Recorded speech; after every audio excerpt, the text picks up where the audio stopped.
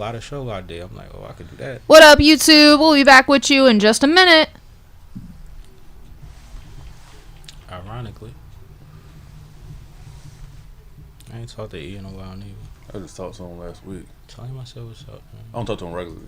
Oh, but it was his birthday, you know, I reached out to him. Yeah, I'm gonna tap in with him because he always showed me love. Yeah, he coming out to the movie premiere. Y'all coming out to the premiere? Are y'all busy this weekend? I plan on being there. I don't know what her schedule looks like. Yeah, I'll give y'all tickets. It's love. I appreciate it. It's crazy because What up, TikTok? Snapper just called me. Oh. Like, I was gonna come. Yeah. You gonna be there, right? You ready? Yeah, I'm ready.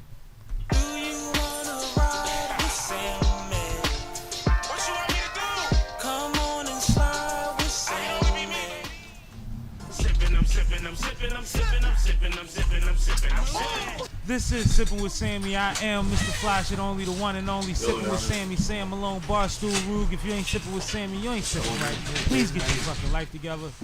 See Cash. Legendary OnePunch, right? That's okay. What's up, brother? Yup! What's up with y'all? Cash to them. What's up with y'all, man? Happy Monday, happy hour, all that flyness. We are in the situation. We are live. You know what I'm saying? My co-host got here at the last possible second. But, you know, that's C-Cash fashion. He was early for 2 shows. We knew he was going to miss 3 and be late for the next 4. It's all good. Why you always gotta flame me, though? No, it's about your average. I go off the law of averages. I was heavy in the math in high school. 9th and 10th grade. Yo, he really did that to you, though. It's crazy. Like, first thing. You didn't even get to sit down first, and he was already bidding on you. I'm going to tell y'all why I did that. I did it because I had to tell him to sit down. I'm like, why is he not sitting down yet? Because like, I ain't know what was going on. I mean, there's a lot more people in here than normal. I get it. I get it. Name One Punch. I would have got away from him fast. Yeah, got caught off guard. So we lit, man. Got C-Cash in here. Got K in here, as usual, from Font Productions. Hey, I'm over here. Absolutely. And we have a guest. Introduce yourself to my people, please. Hey, my name is Chase Lamar Smith. I'm a comedian here in the city of Philadelphia, actor, a prominent member of the Stop the Child Support movement. I heard that. Facts. I heard that. I hear you. I was wondering where you were going for that. That pause was dramatic. Nah, because he knew what he was doing. Shout out to Taya. Taya actually plugged us. She said, look, man, I need some folks to come through there. The movie coming out and all of that. And I'm like, all right, well, cool. Who coming? And she was like, well, call this nigga. Speaking of, we do have Taya in the chat. Yo, she said, Taya. hey, y'all. That's my folks Yo, right there. Taya. So I appreciate her for the plug. And like I say, this is something I already was planning to support because Son is folk, Snapper is sis. You know what I mean? Right. Like all the above. This one of them events, if I go, I get to kill 8 birds with one stone. Right. You know what I mean? We got God of Guns represented in the situation. Like, it's a lot of people that I bung with as a part of the situation. Yeah. Man, we folks too, so we locked in. So that was great. That was great. But get comfortable, Cash. You all right? We usually start with the weekend recap. We got more people? All right. We usually start with the weekend recap. You can recap yours too. I definitely got some people I got to shout out from Thursday last week. Actually, it's crazy how the weekend starts on like Wednesday or Thursday in real life. Yeah. The weekend start with shit start. Yeah. So I let who want to go first this week, man? Anybody? Nah, if I got long COVID, so it's gonna take me a minute to gather my all right. Yeah, I can't remember exactly. You go first. You don't never go first on the weekend. I don't never go first on the weekend recap. Well, since I said Thursday, on Thursday, shout out to the Kid Nice DJ N.I., the homie, everybody's favorite homie. He invited me through the situation. They got a nice little situation for the Is Up podcast. Nice little venue. I don't want to say little. Definitely do. I hate saying little, but I don't say little like that. I mean like a nice situation, space that they doing events at and all of that. That's and just the Philly slang when you say little. We've been a part of like off and on helping them with feedback and input while they've been getting the space together and getting the technology together that they're using. Yeah. So we went through there recently and he wanted to show the final, not the final product, but how far they made it. And then he said, yeah, we'll come through. So I went through Thursday, and when I got there, I wound up doing another podcast.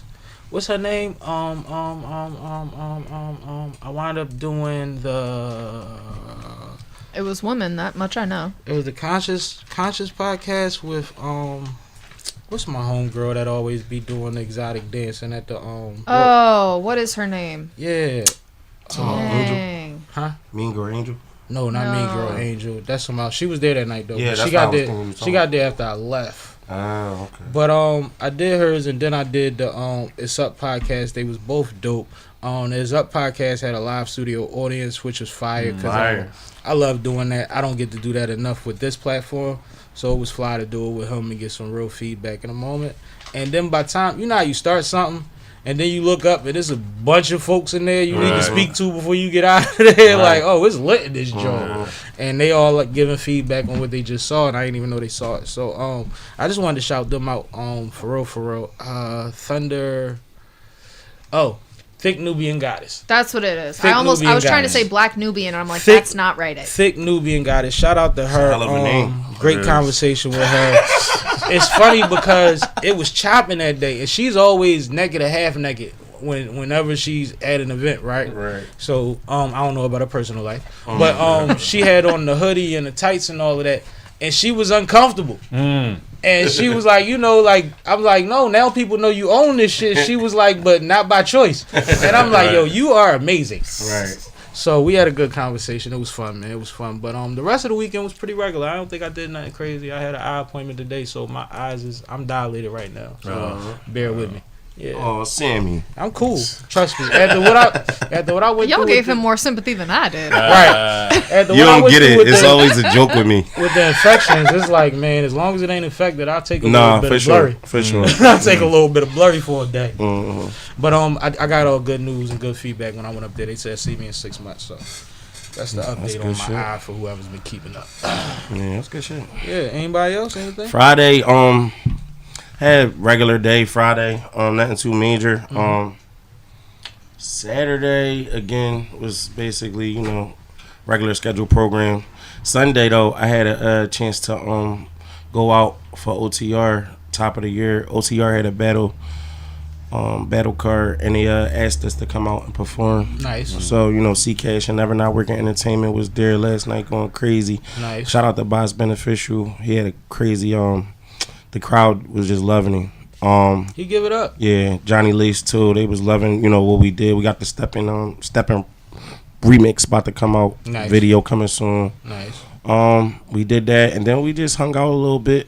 Went to Popeyes, was kicking it, just fellowshipping with the brothers. You know what I'm saying? So that was basically my weekend. Solid. Yeah. I'm gonna go backwards. Yesterday, Eagles. Hey, we gonna get to We that. gonna get to that. Yeah. I spent the day with my folks watching the Eagles game, man. That was Nice. it was a good vibe. I thought about stepping out to watch the game yesterday, and see, I'm an asshole. I be like, I'm gonna come at halftime. Right. By halftime, I ain't going. You ain't going nowhere. But Yeah. go ahead. Yeah. So that was Sunday, Saturday, and then it was Friday. Then it was you know, I don't even know, but what I can tell you is I got a 2-year-old. Nice. Congratulations. Yeah, thanks. Yeah, I got a 2-year-old at home. Late So congratulations. yeah. I I was gonna say I don't know if it's still congratulations when they're two, but I mean, he's announcing it to Well, us. So. at my age, everything is congratulations, man. Good With a brother. 2-year-old, life is different over here. you're I'm breathing telling you. air. I know. Congratulations. Listen, he said he didn't know he want to step out yesterday for the game. I step out any chance I get Nah, I feel you. with a 2-year-old, man. So I got a 1-year-old, so I know exactly what you want them. yeah. But you know it's crazy because my oldest is 32. Wow. My youngest is 26. She just turned 24. She just turned 24. You look good, brother. Yeah, about to I say, appreciate your that. oldest yeah, I is my appreciate that. Yeah, I Yeah, appreciate that's that. crazy. Yeah.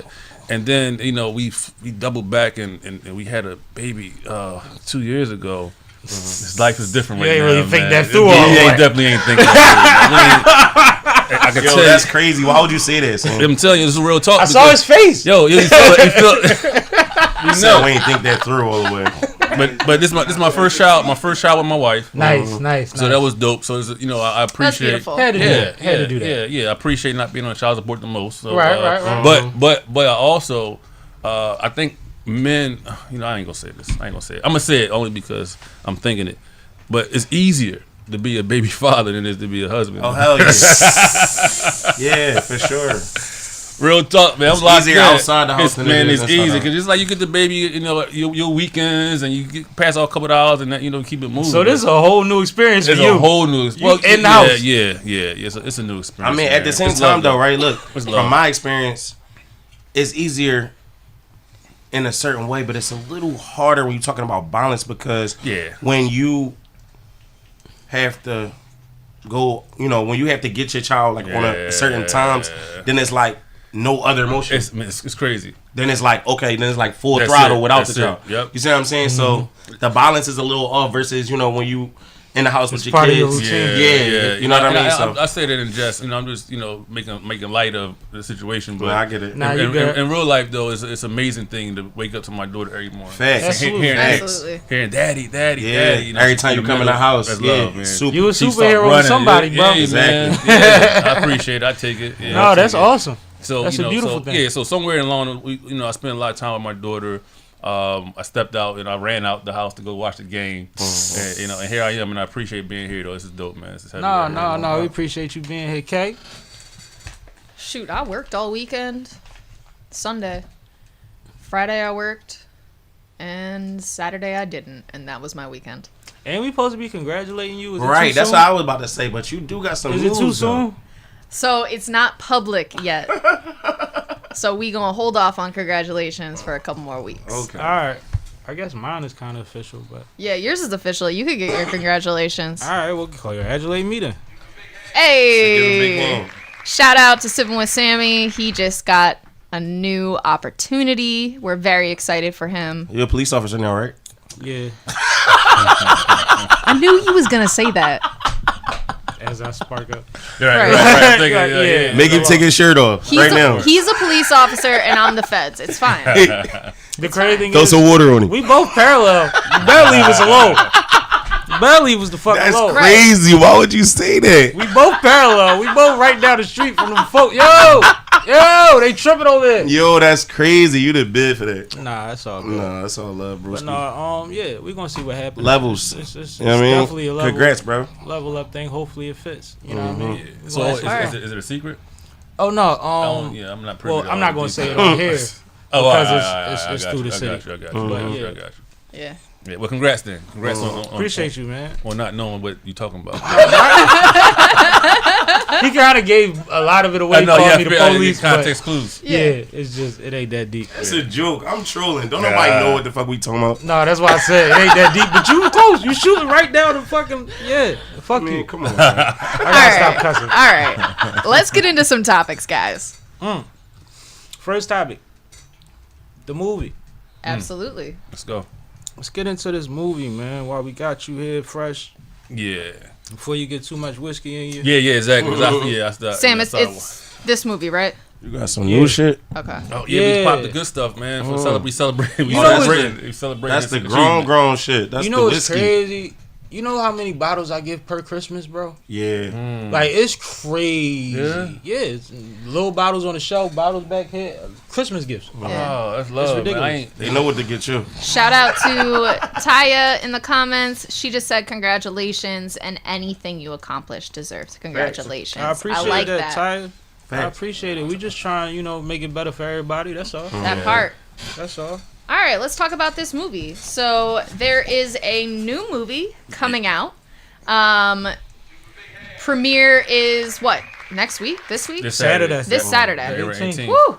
On the 18th, Dear Momma is coming to premiere here OnePunch in gonna be there. Philadelphia. Yes. And it's a dope situation. You got an all-star cast here. So tell us about this movie. So, I can't give too much of the movie away. That's the last thing you supposed to say. Yeah, no, just tell us what you can tell us. Because I don't want people like, oh, he said a whole lot of nothing. But I'm about to say a whole lot of nothing. At least you told us. No, but Dear Mama is one. We got an all-star cast. We got Son of the 215. My guy. Yep. We got Red Snapper. Yep.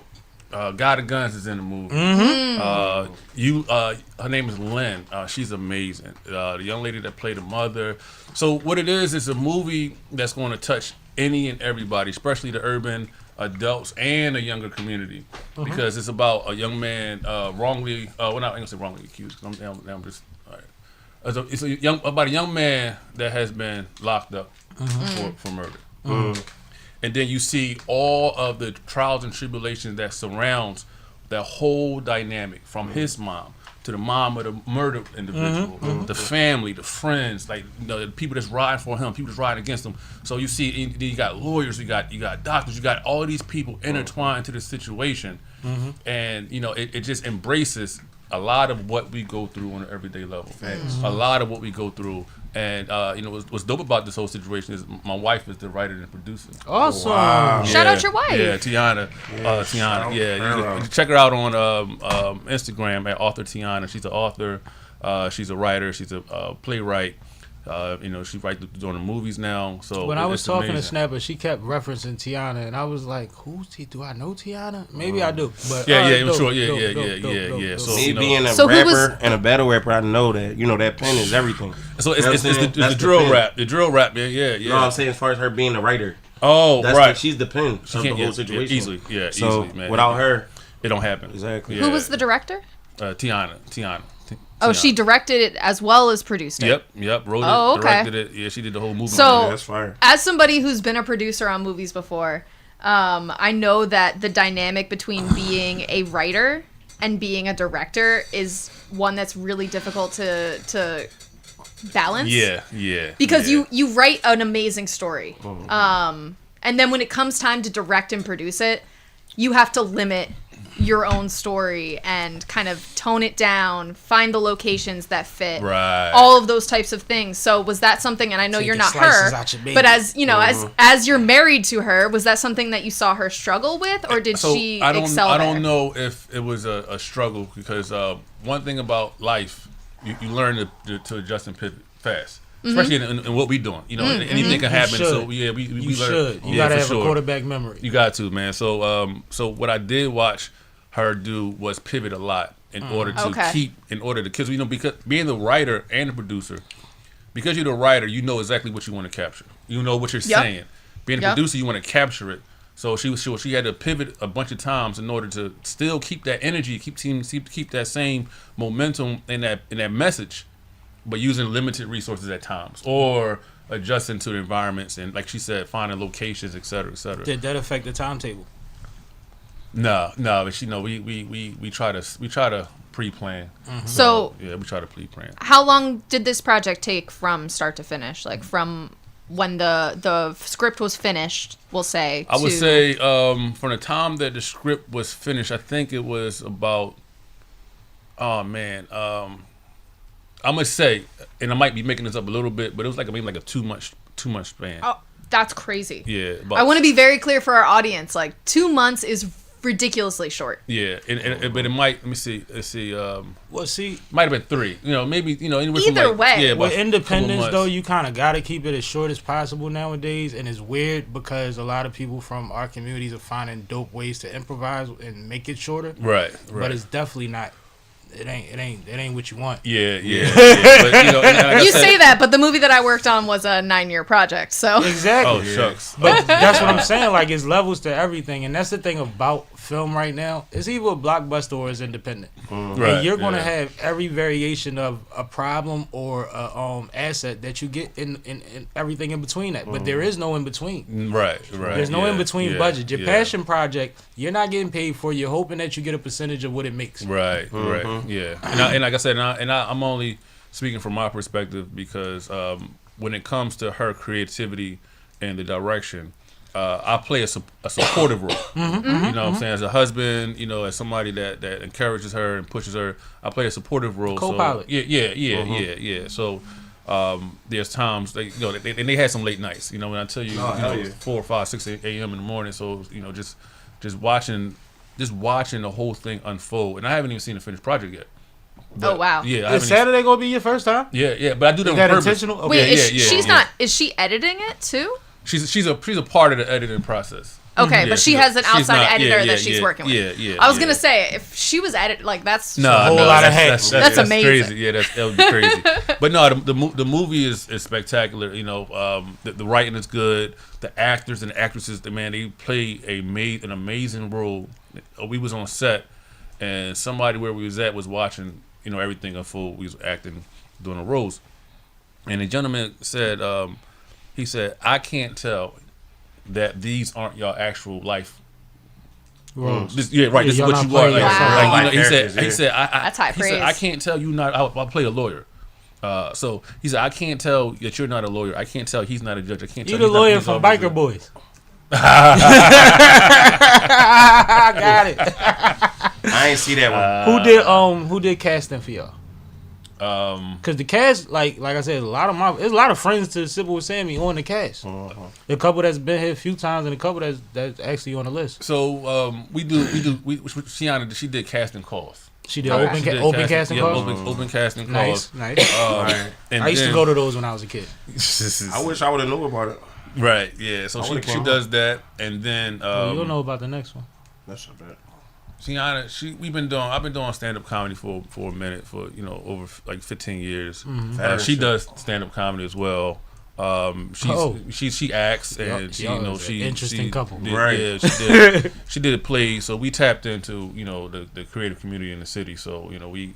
Some of the stuff was casting calls. Some things was like we know she knew what she wanted. Yeah. No, and I mean, you got to go every way possible when you're trying to get what you're looking for. You got to. But it's nice to, like you said, 15 years in the community is a lot. Yeah. When it comes down to doing this, and the fact that she's a counterpart in that, why not? And it's also dope because at the end of the day, you don't want like everybody in a movie that you already associated with, because then it's like, people want to start wanting like special privileges. Right. You want things to be more professional and more straight by the book. You gonna go with a stranger that's just gonna come and do their job type shit. And we're gonna keep it moving. Yep. Shout out to Someone and my man Twin. Someone had a movie, Concrete Soldiers, on YouTube. Y'all can check it out now. I'm in it. I wasn't originally in it, but I was supporting a lot. And son, he was like, if you want to be a part of it, you good. And then eventually, they asked Twin, do you mind him having your role? And Twin had one of the lead roles, and he was like, "Yeah, you got it." Oh, word. And I'm like, "No, nigga, like I'm here to support you." Yeah. He like, "Bro, I don't care, bro. You good." So what I did was I kept trying to keep him in my scenes, so he got more camera time. Right. But like people don't play like people are more selfish. Is what I'm saying. Like he just said, people want more. My man took a step down, and that's a major step down too. Yeah, and that's what you're supposed to do for the sake of the project. That's just like, somebody come and give you an idea on a record or something like that. You know what I'm saying? It's crazy because this project I wasn't even casted in this movie. I don't intentionally. I got a lot going on. I got a comedy. I got a transportation business. Nice. And I enjoy being the new dad. Which kind of car you transfer? You got everything. SUV? I got a SUV. I got sedans. I got party buses, shuttle buses, sprinters, school buses. Good to know. Shuttle buses. Yeah, I'm about to say I need to know that for me. Yeah. Thank you. I got you. Right. I got you. I already know. So so a week. It was a week into the filming of the lawyer scene.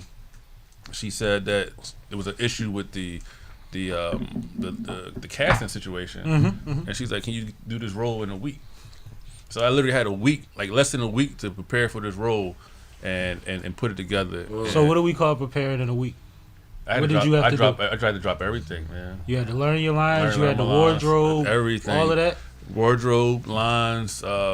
Yeah. I mean, those are two basic concepts, but wardrobe and learning the script, learning the lines, and getting into character. I had to do a deep dive into lawyer. I'm not a lawyer. Yeah, you know what I'm saying, but I got to play. Because I was about to say vernacular is important in this. Everything. I had to do a deep dive into figuring out the character development. Like, who is this character? Like, what's his backstory? Like, how to figure out how to translate her vision with the realistic aspect of being a lawyer.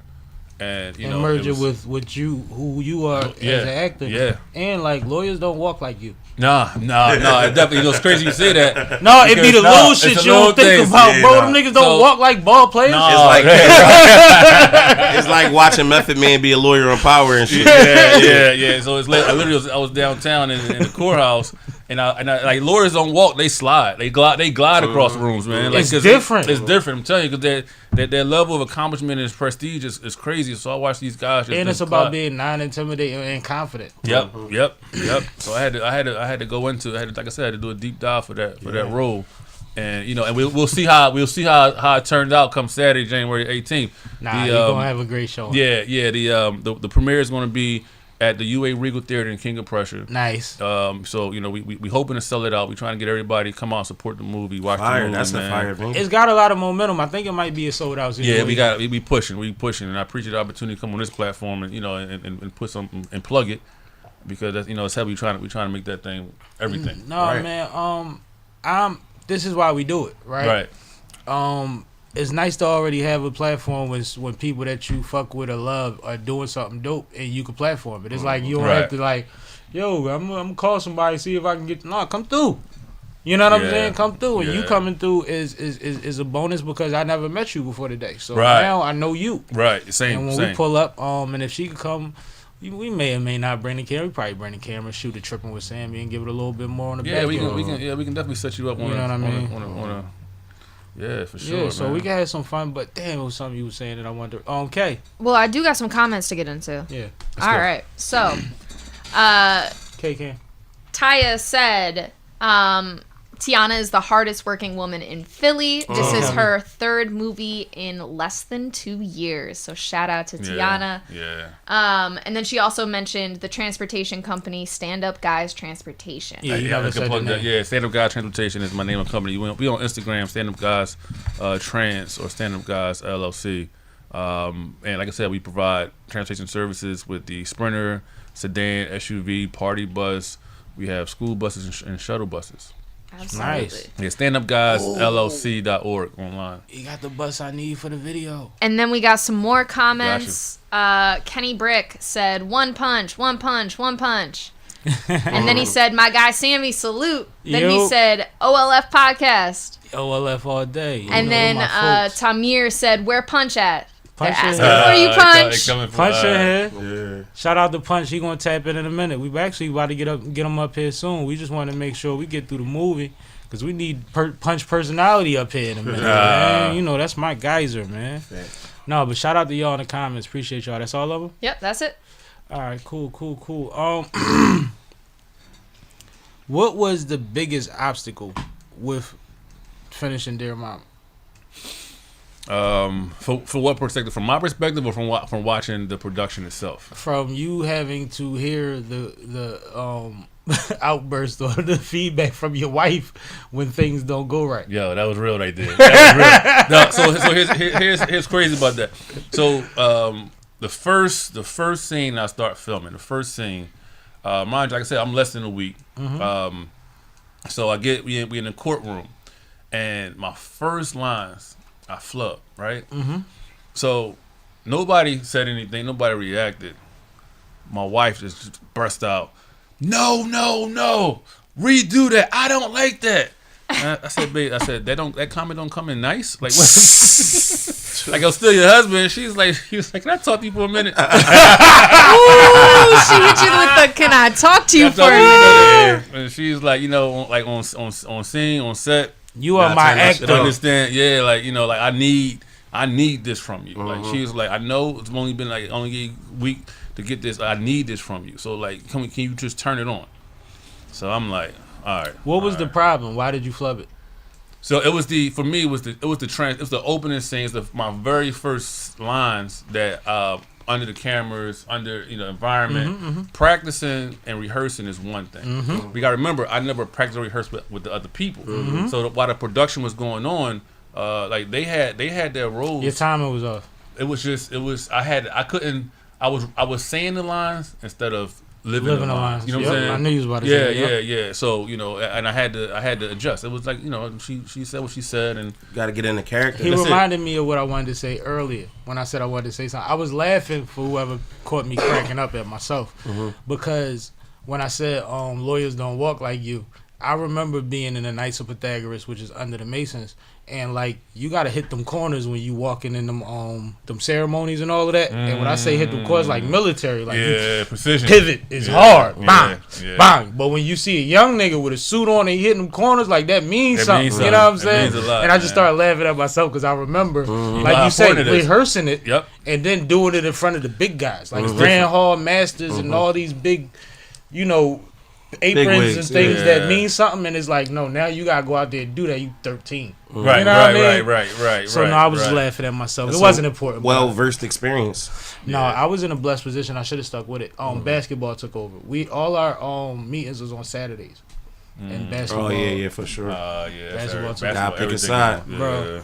But it's cool. I'm probably Lord willing, I'm gonna die Mason. So I'm gonna get over there at some point. Do my pay my dues.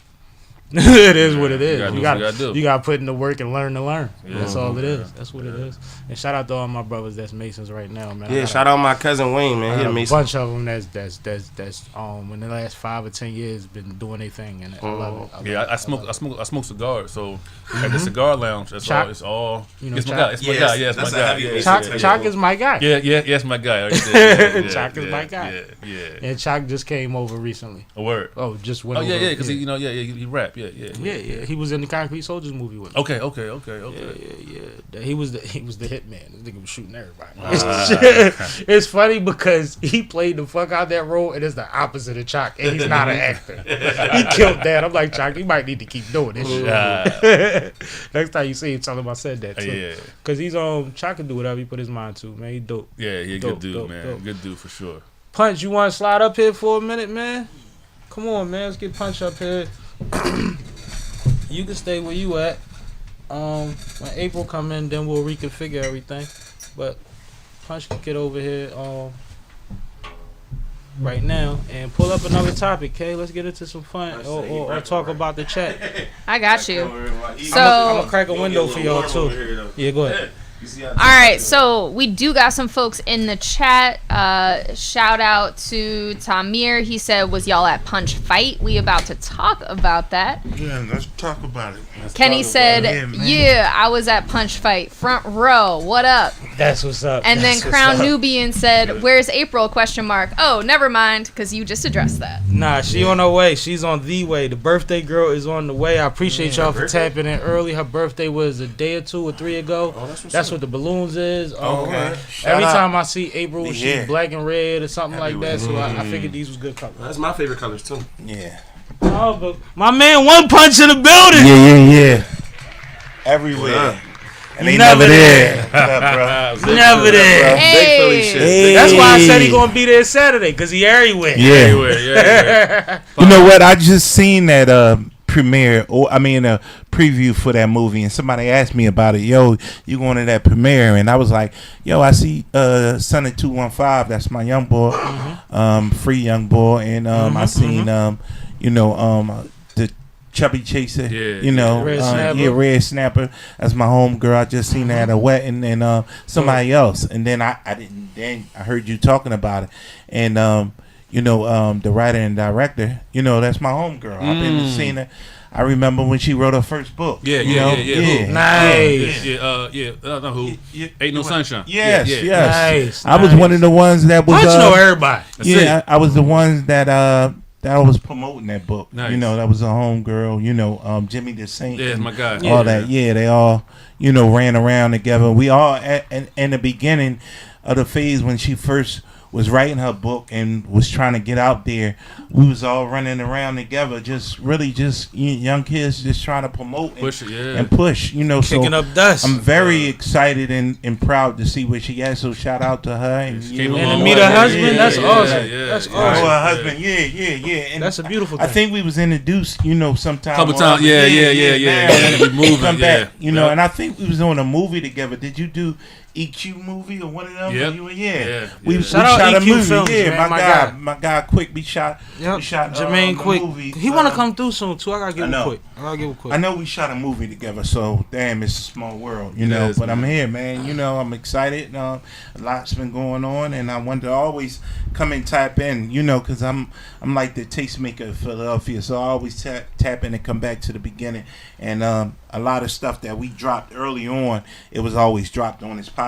So I told Sammie, man, I got to come through with the exclusives, and he like, come on, now we here, man, everywhere, Nah, that's my guy, and I'll even give y'all a little background. Like, things got a little hectic, but me and Punch been trying to work on something regular to have on the channel and all of that. But he be up here on a regular basis. We just got to figure out, iron it out, and figure, get it done. Right. And we might just have to stack some shit up and then just release it accordingly. But we're gonna do something dope for y'all at some point. Yeah. But no, this my guy. Yeah, This my guy, man. Definitely tapping in, and it's always a pleasure. Yeah, and let's talk about this fight, man. There's a lot of different things that took Let's place. do it, Kay.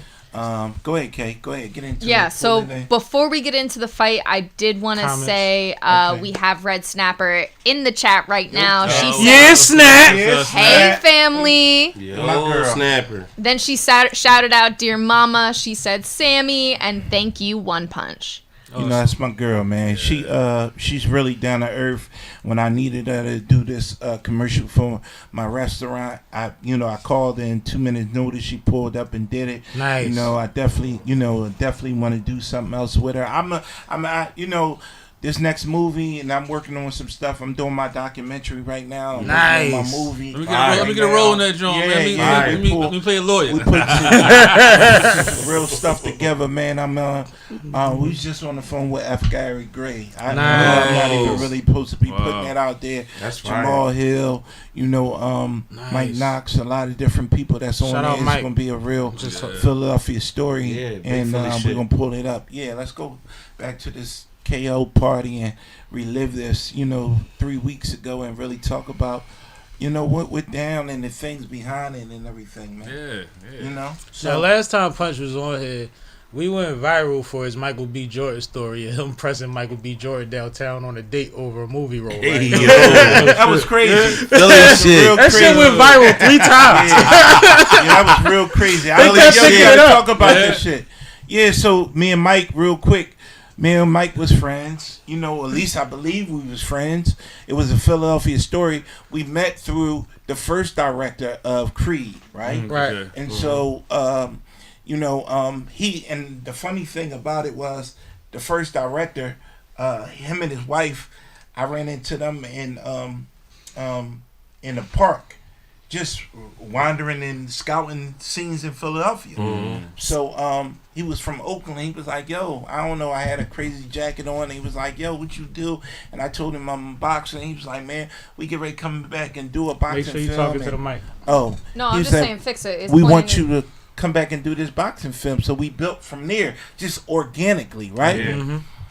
Subsequently, as soon as he came, he introduced me to Michael B. Jordan, right? And we was like, running around and just doing a lot of stuff. It was just on some regular stuff, right? Because they had to be here in Philly for a few weeks before they even shot. Yeah. So when production got on, I wasn't running past the set, every day, because I had my own thing going on. Right. I'm like, I'm gonna get up there or they gonna call me. So when I finally got to the set, it was they were, probably 60% done. And he was like, all right, we're going to, use you. So they had me in the extra role, right? But it was a scene that was like in Russia or some shit. And I was like, ain't no black people in Russia. So I'm like, nah. So I wound up just hanging out in the trailer, all day, and was like showing him different moves, me and Mike, right? So I left from there. And it was like on a Thursday or a Friday. And I'm thinking about it, and I'm like, why am I going through casting when I got a real relationship with the artist, right? You know what I mean? When me and Mike is cool, I'm with the director. So when 2 came around, or was it 3? No, they just shot 3 in LA. They shot 2, Creed 2. So I pulled up on Creed 2, but the first director is not there no more. And Mike, so Sylvester Stallone and everybody's there, but it's more or less going through Mike. And I'm like, all right, shit, I got a relationship with Mike. So I go hang out again. Punch, what's up? What's going on? We kicking it. I'm in the trailer, right? And so the next day, I'm like, I'm thinking about it. Just like, it's crazy as the mind works, because I thought it right into fruition. Right. I'm riding down the street and I'm saying, man, Monday come around, I'm going to say something to Mike. Like, why am I going through these casting directors when I got a straight relationship with Mike? Like, I'm going to just hit him and say, Mike, yo, just have me as a precedent role, not speaking, you know, maybe holding the spit bucket and walking to the ring. Walking out on the ring. And it's a good look, make sure the cameras get me, and I'm repping. Right. I'm saying this as I'm saying it, I'm riding down the street, and I see Mike. Mike on a date. He walking with some chick. I pull over. Hold on. You on a date with a chick in Philly, right? Walking, and OnePunch jump out the car.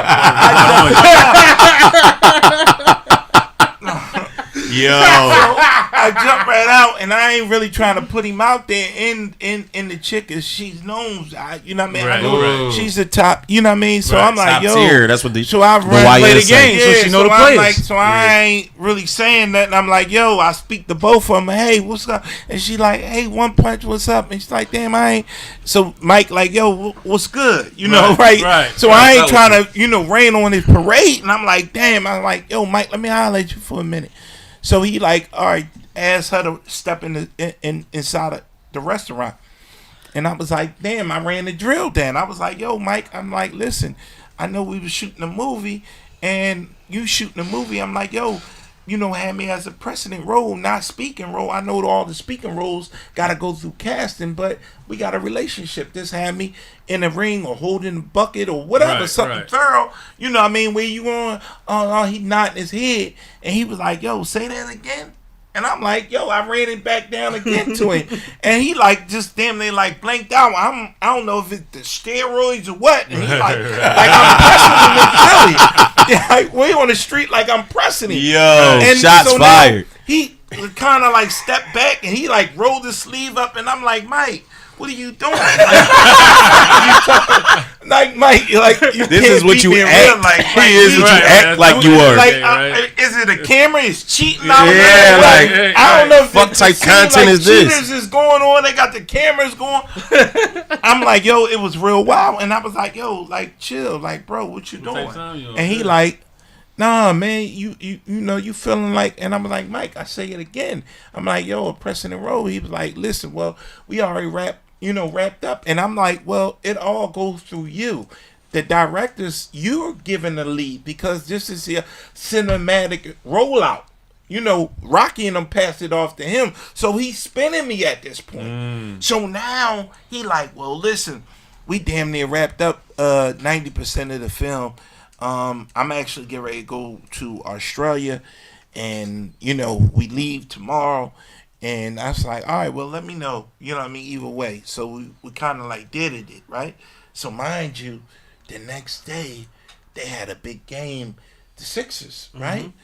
So I come through, me and AI together.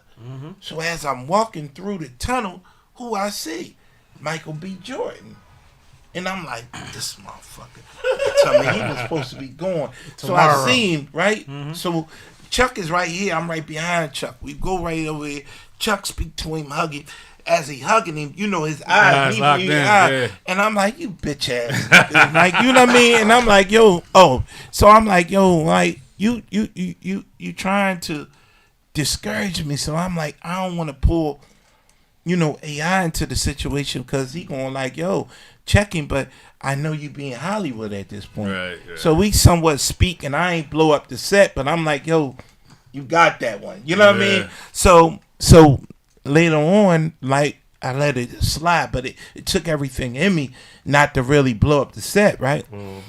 So the next installment of Rocky, and I'm listening to y'all talking about the film of, you know, the new movie y'all have, right? And it's talking about the transition of a young boy coming in the man and everything.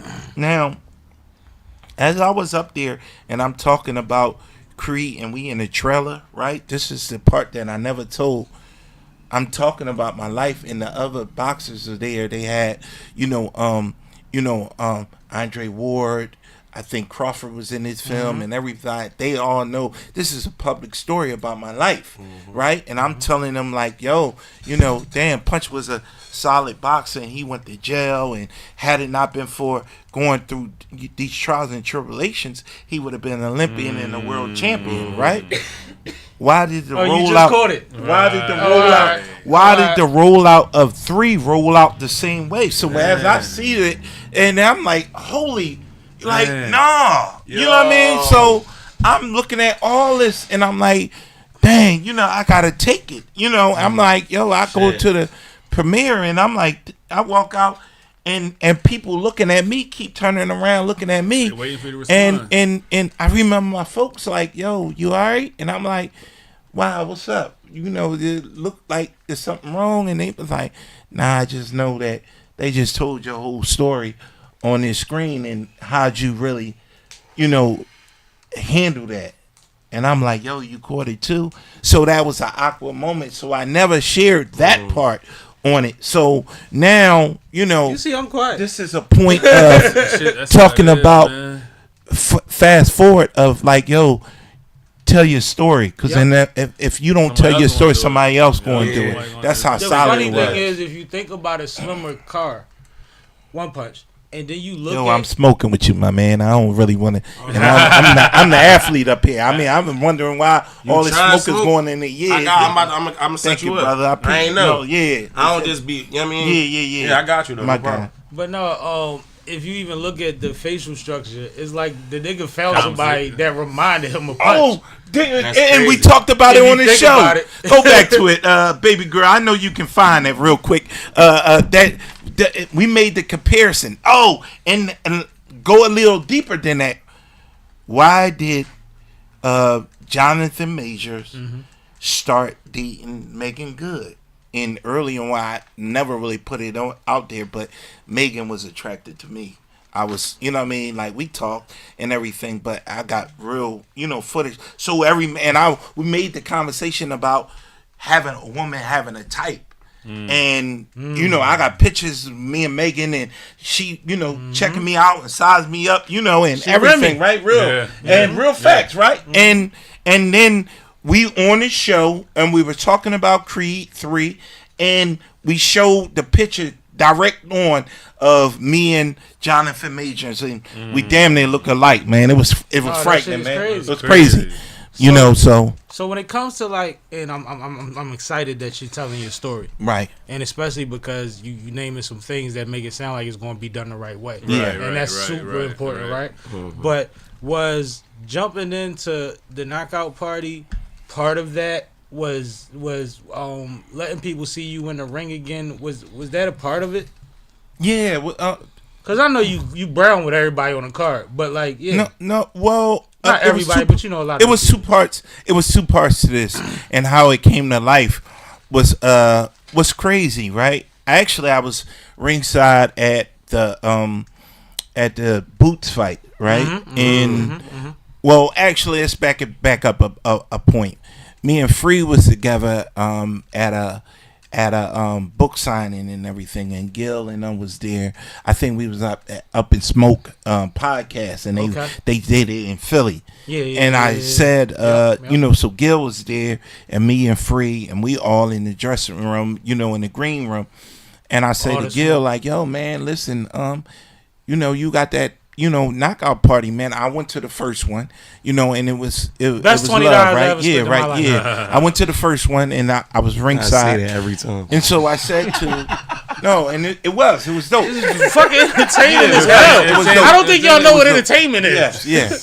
It was dope, and I, you know, I said to Gil, I said, damn, man, like, you know, why, you know, like the next go around, you know, let's get it cracking. Either y'all gonna have me commentate or, you know, get in there. And man, you ain't, you know, getting on. You a professional? Nah, man. All these people ain't no professional. Nah, man. You trying to kill somebody? So, nah, you know what I mean? So we went through that. I can imagine Gil seeing that shit too. So what happened? Right. So he kind of like one punch. Yeah.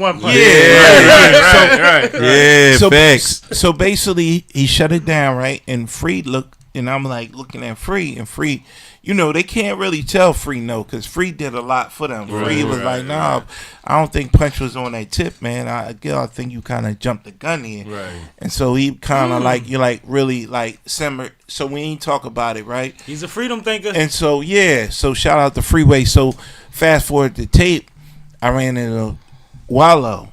And so me and Wallow was at an event, and I was like, yo, man. He was like, oh, man, Punch, you trying. And I was like, nah, I think this is dope situation to show the generations that we can put down the guns and pick up the gloves, right? And so he was like, damn, let me think about that. And so we all ended up at Boots fight, and we ringside, and they was like, you know, it kind of took you know, legs from there. He was like, yo, we got somebody we can, you know, we put One Punch up against. And they was like, Greg. And he's a pro fighter, and he fought he trains with Boots and all the top fighters in Philly and everything. He's been active and everything. He was just at that fight with the other guy that had the like red, white, and blue trunks on. I forget his name though. I think he's from Jesse too. Hart. Hart. Shout out to Jesse. So he was in his corner. And so he's been active and everything. And me, you know what I mean? Yeah, a different pedigree, but I've been, you know, inactive, flying all around the world, doing the different things and everything. But being everywhere, you know, it's a hard job to be everywhere. Right. But when the call came through, it was for the culture. Absolutely. And I said that, listen, I'm going to do this. You know, my portion was going to charity. Now, peep this, because this is the drop. Oh, this y'all is get I paid? really wanted to peep. Well, if they were giving out a stipend, I ain't really want to say. Well, we're the pros on this. Right, so the top ones, everybody don't, but the top ones, it was something different. But even if figured it as much, but I wasn't sure. Well, that sounds sturdy. So the top else. ones was getting something. I don't know what the rest negotiated, and not in that. But I knew mine was like, look, I'm not putting that in. You know, I'm gonna do this for culture. This is for the love. And, you know, whatever this is, what we negotiate is for charity, right? Beautiful. So, beautiful. So peep the game, and this is really the important part of the message. Then we went and started promoting. So I'm doing my promotion, and Gil doing his live, and it's generating, it's coming in the legs. So now they still was like, I don't think Punch going to do it because, like, I'm always busy. Punch playing games. Punch on the plane somewhere. I don't think Punch going to really do this, man. Right? Punch with AI away. Yeah, right. And I was, for real, literally. So, but I'm thinking about the culture, and I'm thinking about this new generation, and I'm like, listen, I'm really, you know what I mean? Let me do it. Right. Let me go in the gym and really lock in and show that I can do this. That was my next question. You know? Right. Yeah. So I went to the gym and I locked in. So it was almost like that scene on Creed 3. Like, yo, a guy coming home and he like, yo, relearning all these things all over again and stuff. Because you have a gym. Yes, I got a gym, right? But now you got to get it there work. Yeah, I got to go in there and work. But the ironic thing is I went back to the beginning. Nice. I went back to my first gym I ever went to when I was 12 years old. I had to feel. That's like the Rocky. Why I started. Right. Yes. You had to feel humbled. I had to be like Apollo Creed and go back to the beginning. To the roots. As why I started. So it was a journey for me. It wasn't just the message. It was the journey in the mind of remember why you started. Yeah. I kind of forgot, nice. You know what I mean, and I get you. and through the success of me traveling and going to all these places, I kind of lost that. Okay. So I wanted that edge and that intensity. So I let the young kids. They came in. Hey, how you? Happy birthday! Yeah. Birthday girl, it's your birthday. Yes. The fuck. Okay. All right, but so the part of going back and remembering why I started. And so getting back to the portion of the boxing, I let the young kids jump on me. They was really, you know, and these young cats, they were hungry. And they like, yo, that's One Punch. He got a name. But I knew that was how Greg was going to come. Because he like, no, he know I got a name. And he like, yo, this for all the marbles. So, I you know, it's no fear there. So they putting that part of the, Punch, you know, he dropping out the fight. He ain't ready for him. He ain't, and that's the hype. But so it's two different worlds. When I came around, there wasn't no Instagram. There wasn't no social media. I exist in real time.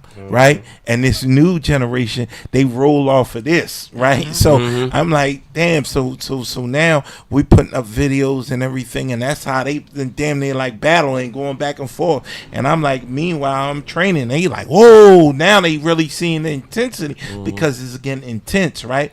And what I saw was it was taking a different league because now as the new generation is like, yo, he's from north, from south, and now they making it like geographical, and I'm like, nah, but it's a because teaching boxing moment. in this city is religion. So Yeah, you hate to hear stuff like that. Yeah, so we're trying to show. No, I gotta get back in front of it because we don't want this to get crazy. Get weird out here. Yeah, and show these young generations like, yo, this gonna go to something else, right? So now, as we training, he's popping it, and I'm popping it back. Selling a fight. Yeah. So now, selling the fight. So what happened was the fact that, Gil he was getting that flack, right? And he got in front of it, and he like, yo, basically called me and basically was like, yo, what's the number? What you want? What's going on? And we're really talking as business. But I extended the fact of saying, hey, listen, this portion is to charity, and this is what I want. He was like, all right, back cool. my training fee. Yeah, because my time is precious. I'm taking 2 months off to do this for you, right? So, all right, Punch, this is what you want. All right, cool. Let me take it back to Wallow, and all right, cool. But it ain't coming from you. It's going as a portion of both of y'all. Yeah. So they went overseas, and they did their thing. Wallow had a speaking engagement over Italy, and they both over there. And so they hit me like 5 in the morning and stuff. Yeah. So shout out to Wallow. So he, he hit me like 5 a.m. And I'm like, yo, Abe, cool. right? Like, yeah. Then he hit me again. I'm bringing you over in a second, so get situated. And so he, they asking about you. Where's a brewski or something? All right, yeah, we gonna get you right. Something over here, man. No, she got it. All right, cool. All right, so you can have my half. I ain't, I'm drinking water. I ain't, you got my half. Yeah, happy birthday. Yeah. So fast forward the tape. Let me drop this because this is an important part of the story. The important part of the story is we went back and forth. Now he calls me back and basically was like, look, we kind of back on certain things. We scaling back. Listen, I'm going to need you to do this. And I'm like, normally, like, yo, if it was about the businesses, me and you, I would do that. Right. But, bro, I'm not going to ask you, if I'm doing an event and I book you for X miles, we got too much respect for each other, and you coming back. What are we doing here? Like, I stand on principle in business. I said, mind you, on top of that, we sold that. What you asking me, I sold that already in the ticket sales. All my folks got floor seats and ringside. I be with the so folk. like what are we saying here? Yeah. My portion just go right to my screenshot of the message. They go my purse right there. Yeah. Oh man, this and that's the all thing. right, man. Yeah, that's real. If you understand business, I'm not over over here in rap and podcast. I'm in boxing. This is my lane. I'm not in your lane. Exactly. So basically, I'm talking about real lane talk. You talking about like, yo, listen, I'm not infringing on what you got going on, but give me what's mine, right? All right, Punch, let me call you back. I got you, right? So now, that's what we be talking the next little thing, he comes back around with the same game, like, but then now it's more aggressive. Look, man, you even take this and don't. All right, well, look, that's that. Oh, man, you kicking murder now. But what I'm saying to G, and I'm like, G, we known each other for many years. I respect what you got going on. You like a brother to me, right? But we not going to talk crazy to each other. Facts, right? He going crazy, and I'm like, we going to lower this down. Right, yeah. I said, because the fact of the matter is, this is the catching moment. The fact of the matter is, your whole principle and what you stood on for major figures and even over there with Cash Money was the fact of them trying to give you something and you ain't taking it. Yep. So how you going? Right. How dare you try to do me the same way they did you? Let me give Gil some grace though, right? Only for this, and it's the same in battle rap. When you're negotiating cards and you're talking to a lot of different personalities, sometimes you get overwhelmed to a point where you don't realize that this person isn't responding with the same energy that person was when they said the thing. Right. You see what I'm saying? Like this person might want more clarity when the other person was trying to play you or check you. Yeah. But it might sound the same because it becomes redundant. You're just dealing with the business. Right. And it's not something that you do every month. It's something that you do for 3 months a year now. Right.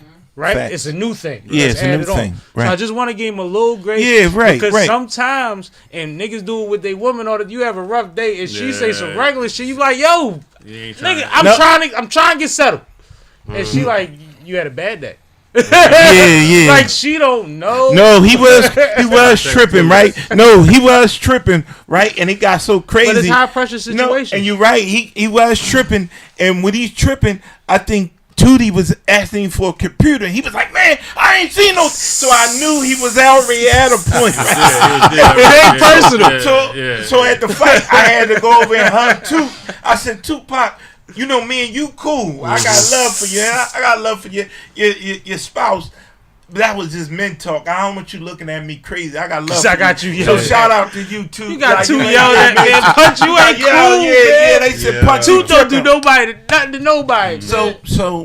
So the premise out real quick, I'm gonna need you to swap out. The premise in which I was talking about and what I was saying was the portion of the charity was to, you know, victims of the kids of gun violence, right? And the parents that the kids that lost their parents to gun violence, right? Yeah. So that was real.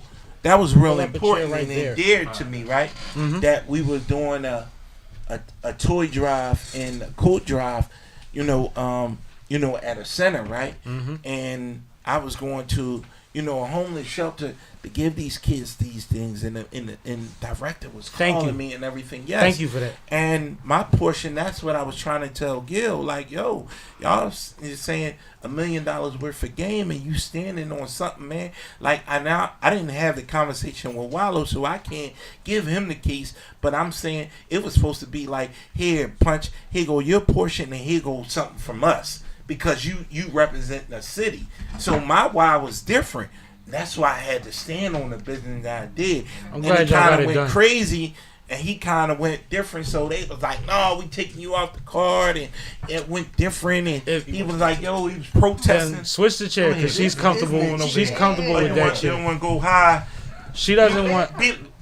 No, be like Michelle Obama. When they go high, we go low. What's going on with somebody? I've been in this chair before. Don't lose your train of thought, neither. I just want to get her situated. Yeah. Because it's her birthday. You know what I'm saying? It's her birthday. Say less. I ain't Gillie. Yeah. And you know, she one of the women that when she sit down, she still sit up. You know what I'm saying? Doing? I'm It's different when you sit down and you still sit up. You can pull up to the table. Let me get these thighs then. Once everybody get comfortable, Here we go. If you got input, you and Cash will share that mic. Cash know how to do that. I was gonna say I'm about to adjust the camera view in a second. Cash, that's crazy. No, just to share the mic. No, Cash big on the pause shit. Yeah, and I the said words. share the mic. The words. He a battle rapper. He's a battle rapper. But yeah, go ahead. My bad. Yeah, no. So, so we wound up, you know, going through a thing when they was talking about taking me off the card and kind of like he was in his feelings. And I'm like, yo, man, I sent him a text like, yo, man, we men. Like, we gonna have a disagreement, but it's all love. I ain't gonna never disrespect you. Real quick, my bad, Punch. Let's introduce AprilFacts to the situation. Happy birthday! Hey y'all. Uh-oh. Welcome. April J. Peterson always coming to you with the AprilFacts. The fuck? What's up, y'all? We gotta get you a drink or something, get you situated. It's your birthday. You know what? I'ma do a brewski today. All you doing is brew. Yeah, because I didn't eat anything yet. I went straight to work, showered here. That's how it went. We appreciate you. Thank you. We appreciate you. We gonna let Punch. We're not gonna give out no free promo now. Well, rip that sticker off. We need a SippinWitSammie sticker. The other thing is, Sammie, every time I come here, okay, and this is really like my favorite podcast. You know I'm funny. I don't fuck with everybody. Mine too. You know, I'm sensitive to energy. Yeah. But every time I leave here, I don't remember shit from the day. It's like that's crazy. I wake up it's a whole new day. What happened? I got to look on your podcast to see what happened. That's how much fun I have when I come. That's beautiful. Thank you for welcoming me back. Perfect place to be on your birthday, but not drinking beer. or maybe I can make a bowl of maker. Maybe you could put a shot in it. Turn it up a little bit. I got you. Kay about to make it happen. Go ahead. Thank you, Kay. You was about to do Shout out to Kay. She got a glass right here. You know what? I'll do a mixed drink. Let's do like a little bit of vodka, a little bit of juice. You make it sound like they got a bar in this motherfucker. No, I actually have flavors. I actually have flavors on that top shelf. See what I mean? This is how it starts. This is how it starts. This is like a bar, man. Or I am Sam. Man, listen. Contact, he had weed. First of all, he's a barbershop kid, okay? Watch him. Hey, drinks and beer. Look at this. I definitely got Lord have mercy. Whoa. Vodka. No, that's stateside. That's local. Oh, vodka. Listen, we pushing that. Sipping with Sammy vodka in somebody else's bottle. Soon come. Soon come, as my Jamaican brethren say. Soon come. Yeah. Got a lot going on. Yeah, it's a lot going on. It's her birthday. I was hearing a lot, so I was like, maybe I do need a drink. You know what's so funny? Punch be telling them stories, and it'd be like, I'd be wanting to intersect, and I'm like, hold up, there's another good part. I'll be waiting. Yeah, go ahead, teaching bro. moment, man.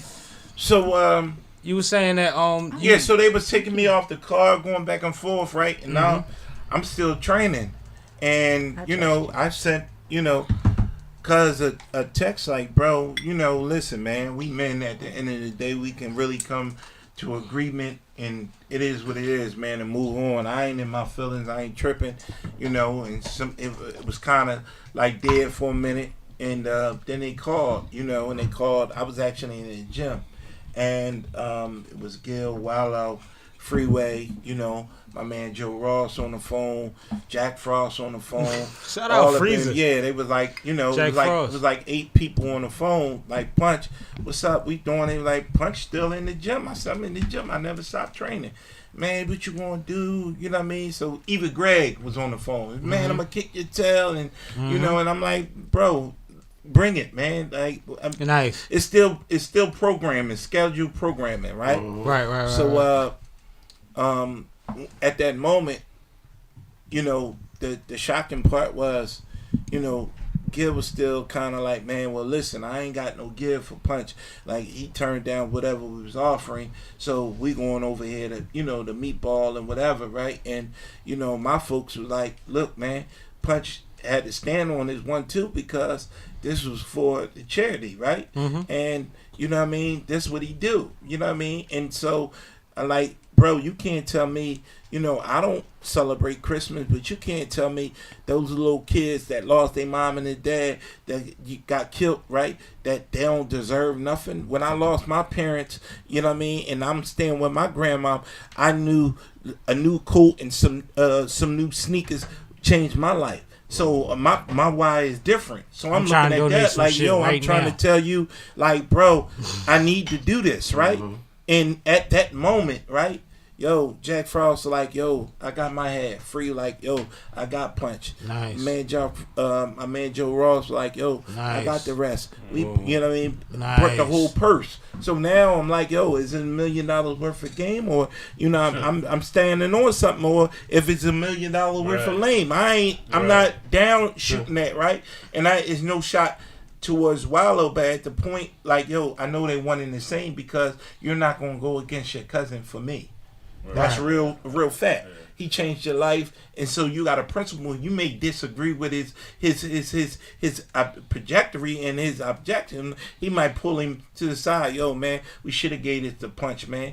But he had a position to play, so I never looked at it like that. And they you both only deal did. with who you dealing with. Yeah. So, but my folks stepped up and said, we doing this. But it was I think that's beautiful. Thing. Yeah. So they was shocked, like, because you always see me by myself. You never really see, and that's you didn't do your research. The fact of, it's an old proverb that say a man that walks by himself is backed by a big army. You know what I mean? Like, you don't never see me with a group of dudes. I stay by myself. One is it's a privilege to 10, man. Yeah. That's why they call me One Punch. I don't need no dudes. You know what I mean? I got a question for the people up here. Did anybody watch the knockout party this Go year? ahead. I did. Go ahead. You watched it? Yeah. None of y'all. You seen it? We live. You watched it too? Now, me fucking with Punch, I was hyped as shit he was on the card, and I thought Mike Knox was going to be on the card too, and I was hyped for that because it was him and Garcia, and I thought that was something that the people needed to see. Yeah. For whatever reason, we don't gotta get into that. But when Punch was on the card, I was like, yeah, now we got somebody that I know is going to go in there and take this shit serious. Mm-hmm. When they announced y'all, I was nervous. Wow. Your stature was weird. You had your arms back like this, and you was sluggish. You was on the homer. Soon as that fucking bell rung, this nigga turned into a transformer. He's like, Oh shit, yeah. and I was like, oh, Punch is here. Like, Well, what is it like? What I know about boxing is posture. That's just like how he was before. You know, it was time to go. Yeah, That explain. was him using his time to relax. No, so it's funny you said that, right? Now I'm going to tell you the crazy story about that whole ordeal. I'm thinking I'm probably co-main event between Meatball and Rico Havoc and them, right? Yeah. And what happened was, so I'm all the way upstairs in the VIP. I'm running around. I'm getting some food, and I'm cooking it with my cousins, right? And I remember my from P&B Rock would tell a story. He was like crazy, right? So it's Rock the World, Mont, and all them upstairs, and I'm sitting there telling stories. And Mont said, "Punch, ain't you fighting?" I'm like, yeah. Going back to talking shit, telling my story. I'm like, yeah. And they like, Punch bullshit. Punch ain't fighting, man. He up here with us. Mind you, my phone is going off, going off crazy. I pick up the phone. My brother and them, they backstage. They're like, yo, Punch, they call you backstage, man. Like, yo, you got to get back here. I was like, yo, I got to go. I tell my cuz, yo, man, we out, man. We run back there. That's crazy. Carr, we need you now. What? I said, what you mean now? We're in the hallway now. Bro, I didn't warm up. My cousins put my shoes on. Somebody put my gloves on. They ain't even wrap my hands. A couple battles didn't Right? happen that night too, Yeah. so he definitely got accelerated because Rizzy Rec Box didn't box that Fights, night. yeah. A couple fights didn't. And happen. there was two Yeah, knockouts. shout out to Rizzy. So I was like five. I was a 5 or 6, and it was like 3 knockouts. And then they was like, "Yo, you up?" And then you got to have the next fight in the hallway before they even announce it. So it was crazy, right? So I'm going out there cool. I'm out there cool. I'm like, yo, I'm supposed to be co-main event, and they like, no, you up next. But some things turn out to be was set out to be a curse was actually a gift, because right after our fight, that's when the melee broke out, and people, they had to push most of the people out and everything. And y'all had a crowd. We had a crowd, and people got a chance to see that. It was a long delay, even on pay-per-view. Right after our fight, they like, man, we ain't know what was going on. So that actually wound up being a blessing, because a lot of people got a chance to see it, and we fought it in front of a loud crowd, you know. But yeah, I mean, to tell the story, I was cold. I didn't even warm up. I came like right off the couch with it, and that's the difference of a telltale and being seasoned, not just being, a good fighter, but an elite fighter. And the message of that was to show that, listen, we can still fight or get whatever we got on our chest off, but then we can go. Y'all show love. Yeah. And y'all show effort. Yeah. I think y'all was the most uniform match they had on the Oh, card. and he's a stickler. And I really watch boxing. He watches the knockout party and gets mad at the people that can't yeah. box. I'm like, bro, I don't like it. you know they don't box, They're right? not professionals. Yeah, dude. but when you really a fan of this shit and you understand the technology and the strategy and all of that, it's crazy You to mean just the watch technique people and the throw. strategy? Yeah, the strategy, the technique, all of that. You said technology. I was like, that's He's not into amateur boxing, period. Oh, I did. My bad. You good. It's the Vassier, bro. Leave me alone. You good. But when you appreciate that, it look crazy when you just see people throwing wild windmills and dumb shit and all that. You know what I'm saying? So yeah, but he ain't pull that off though. You know what I mean? And a lot of people knew that, right? And he was trying to hit you with that overhand. Yeah, that hot shot didn't work. That was cool. But people be saying that's like his go-to shit. Yeah, though. that is. I mean, but I I mean, aside from that, he's a game fighter. He's been in the gym. He live in the gym, and just the difference of it was a lot more active. And he came. He was gutsy. The funny thing Y'all about both look it sharp is though. Yeah, everything it. that was a concern to Punch beforehand actually went well. Besides the timing of entering the ring and warming up, right? Yeah. When you say you wanted to make sure that you had a purse for the charity and make sure that these kids got that opportunity, right? You put on a good fight and you said you was doing it for the culture.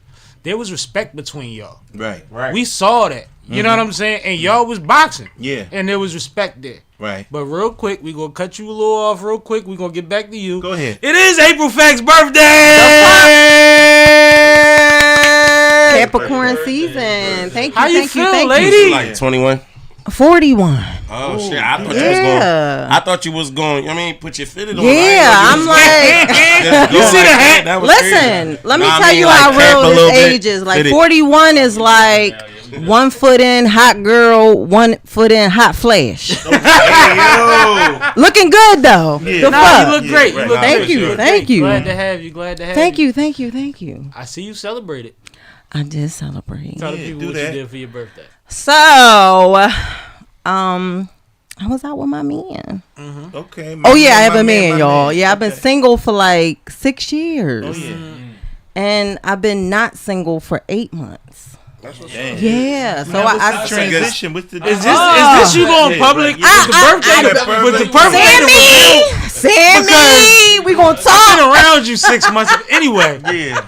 You ain't do nothing wrong, but you ain't said nothing. Yes, Go ahead. get real serious. So Let's did just you say that. soft launch him? You know what I mean? You got that picture, and you showed his Like the arm casino. again or something. Right, because that's the new Soft shit. launch him. How they go? That shit is Like, horrible. So this is how it went. First of all, I'm gonna be real. We didn't meet Well, don't traditionally. be fake. Right. Okay. That's not me. I'm No, April don't with do the that. facts. All right. I'm Yeah. always going to say the facts. The fuck. Right, she just came out and said her age, Yeah. so that's 41. that's gangster. I ain't gonna lie. 41 and 40 winning. I know 30-something-year-olds that won't do that. But when you proud of where But you at in life, Yeah. you tell them where you are. Yeah. That's it. So let me hear about the love story. Okay. I'll condense it. So me and my man, we didn't meet traditionally, right? All right. So because I'm an entertainer, I'm a professional, I meet men all types of places, and I wanted to do something a little different. So I was a little open-minded. I tried online dating, so we met online. Okay, say less. And we talked like a lot. And then we met, and it's like it's been on like literally since the day. A lot of times, That sounds like lust to me. No. No, I'm telling you, I'm it's fucking not. with you. The other thing is, Sammy, you know me, like I'm a lot, You are. right? I'm a lot. These so is facts. it's like, where did you come from, dude? Like, where did you come from? He's my complete opposite. Like, he's from the burbs. I'm from the hood. He's also 10 years older. And I think that makes a lot of, Yeah, older man is different. yeah. The other She thing done bamboozled the nigga. No. He for the county and he No, old? for Like, no. No. Let me say this First real of quick all, though. he's 50, but he's not like on life support 50. Like he one of them. Yeah, he one of them. But there's no such thing as life support 50 weeks. Oh, it is. Oh, these niggas is raggedy. Oh, no, it's some bad Oh, these niggas is raggedy. Bro, I'm yes. 42. It's some niggas I grew up with Oh, that yes. look crazy right now. Yeah, 42 and 2 teeth. Yeah. Show a picture. Oh yes. But anyway, I'm trying to I make ain't out it, I'm with trying to look make 50 it though. condensed. I ain't the right? comedian. Go ahead. So yeah, like he is a professional like me. We share the same goals. He is like he leads by example, like the way he presents himself as a man, how serious he is about his life, like how much he loves God, his discipline, all of that. Like, Damn it that. What did he attracted get you me for to your him. birthday at 8 months? That's what we want to know. My man.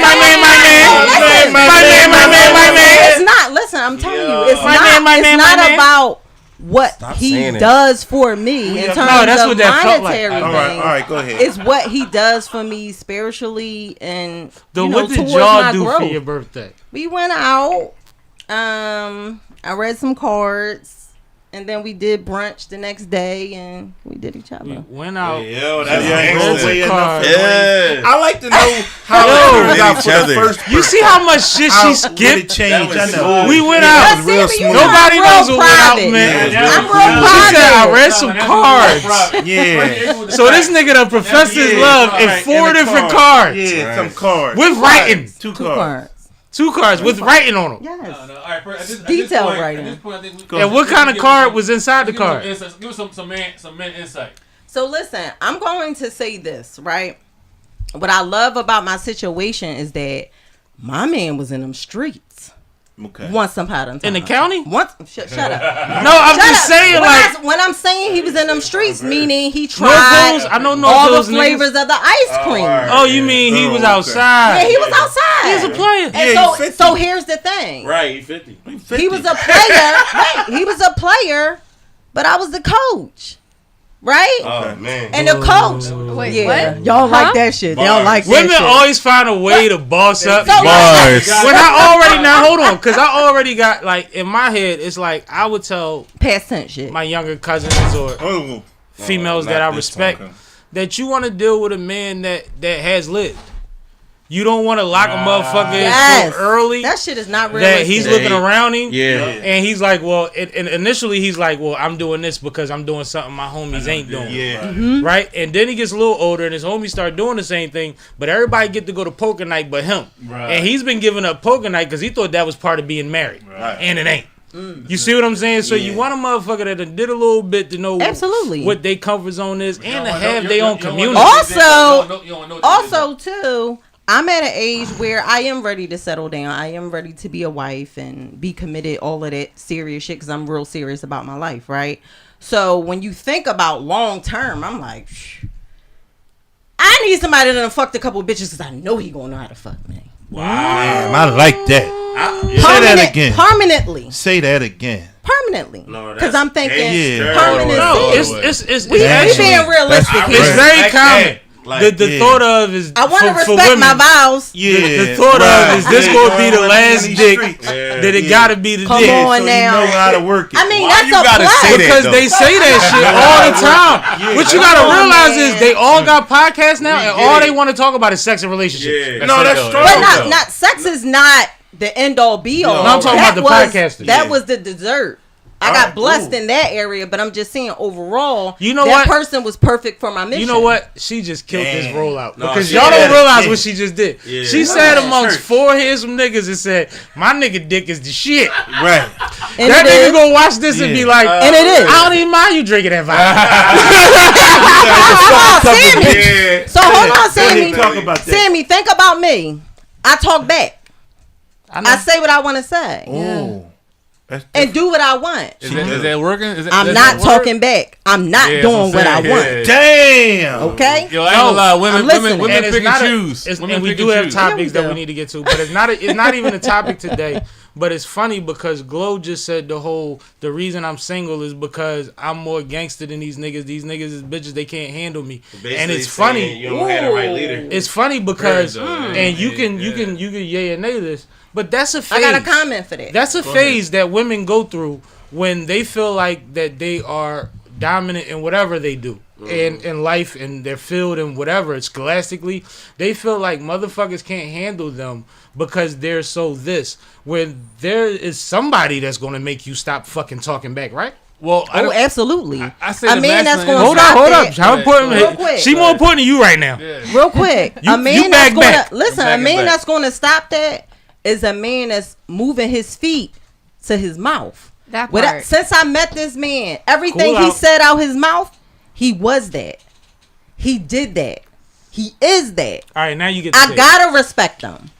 That's the stuff that make me not want to talk back. I don't even want to raise my voice to you like you to him. Like you to him. Like, why am I talking back to you? And if I do have a disagreement, I'm now thinking about how I'm going to form my words. Because I don't want to offend him. Because that's how much respect You I got gotta for this watch man. what Damn, you that's say. Now, to me. that's where it starts. It should be like that in every Respect. situation. And I haven't respect respected a man in a very long time. Yeah, that's You bad, know what's man. funny And I'm about talking that, about bro? on an intimate level. I respect you, seeing me. I know you do. I know you do. respect you, and I respect y'all. Thank you, man. thank you. But But you I don't have to respect deal men with in us like general. that. But Yeah. I'm just saying, like, I in get what terms you're of me saying. being single for 6 years prior to meeting my dude, I didn't have a lot of respect for these niggas. These niggas is not about what they say out their mouth, and then we got Instagram, so you could create who you Oh, are. how many of your posts? Man. How many of your posts did your man just disprove? Cause you's a motherfucker. First You of go all, hard with the captions. Let me tell How you. many of your posts did he Let me disprove? let me tell you how. Dang. This man is my man for all types of reasons. It's because he not worrying about April 5th. I didn't ask you that. I didn't not ask you worried that. about I didn't none of ask you it. that. Come How again. many of your posts, when it came to your perspective on relationships, men or whatever have you, or happenings, has he disproven? That's a good one. None. None of them. I'm gonna tell you why. I'm For listening. the reasons that I just shared. He's not them niggas I was talking about. See, back Were then, you, outliers. So hold on. were you generalizing, or is he an outlier? Outlier. So, if you're pertaining to my past tense post, I was clearing Damn, shit, she was turning mopping into a it lawyer. up. Fuck you, Sammy. I love you. I love you, too. April. But you get on my nerves because you know what you be doing. But what I'm saying is, I was speaking from my experiences at the time, and he does not match that profile, so he not offended. You realize that you weren't a victim. You just didn't meet him yet. I never claimed to be the victim, because guess what? Even though prior to me meeting him, I didn't meet my person, I was okay with being in the game. No, you never. I know women that view themselves as less than when they're single. You've never come across as that at all, and you've never come across as necessarily bitter. Mm-hmm. But there are a lot of narratives that trend online that is easy to put into your situation sometimes, Right. And in the long run, it'd be like, yo, that shit was kind of like Listen, overstated. for me, like I way couldn't overstated. be better, because when I say I was a coach, it's not me glorifying Being a pimp, being busy, being a pimp. but I'm being real saying because I'm an She worked that hula experienced hoop. listen, Bro. because I'm an experienced Bro. woman, right? Because I'm an experienced woman, I can't judge you. But the No. only reason Yeah. I'm gonna judge you Right. is if you say something that you are and you not. Right. Now, That's the think only that's time the we new gonna have message. problems. That's and been her that's consistent the type point. of shit. Like, come that on. point is consistent, and I That's respect it. that. But see, me knowing you, I know that has to be a thing for you. Yes. So if you would have, and she never has, but if she would have asked me like, what's going on out here? Who I'm supposed to be? Where I'm supposed to be?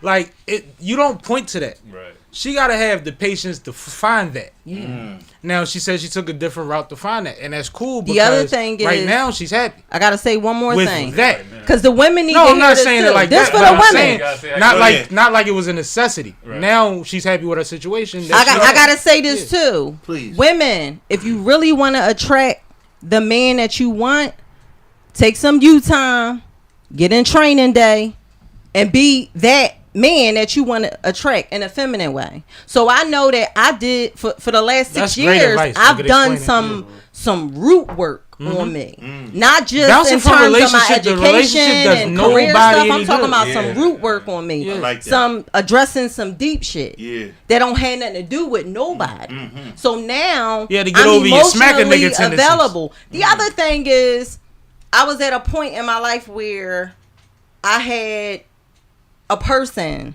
that never wanted to commit to me fully emotionally, right? Will commit to me in any other way. And then I realized, I said, you know what?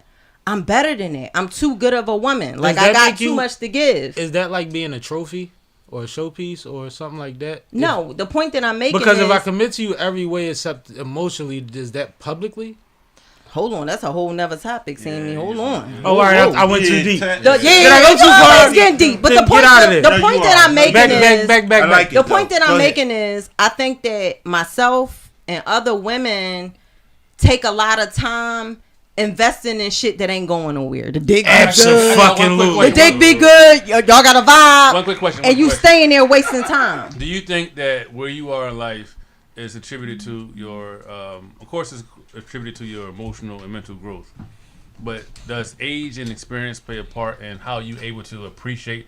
Because these kind of guys, what I know, you're on point. You're definitely guys, on point. These kind of guys come across women's lives often, right? But if you're not able to receive it, good one. you know what I'm saying? You there? All right, You know, women. Never mind. 85% of women in this country is blocking their blessing because he's not over 5'6". I am so grateful Because the nigga not over 5'6". I am so grateful God bless me because I done broke a couple hearts too. Right. So I'm not sitting here playing victim like, oh my God, they're all bad. I was fucked up too. I was with them because they showed me the game.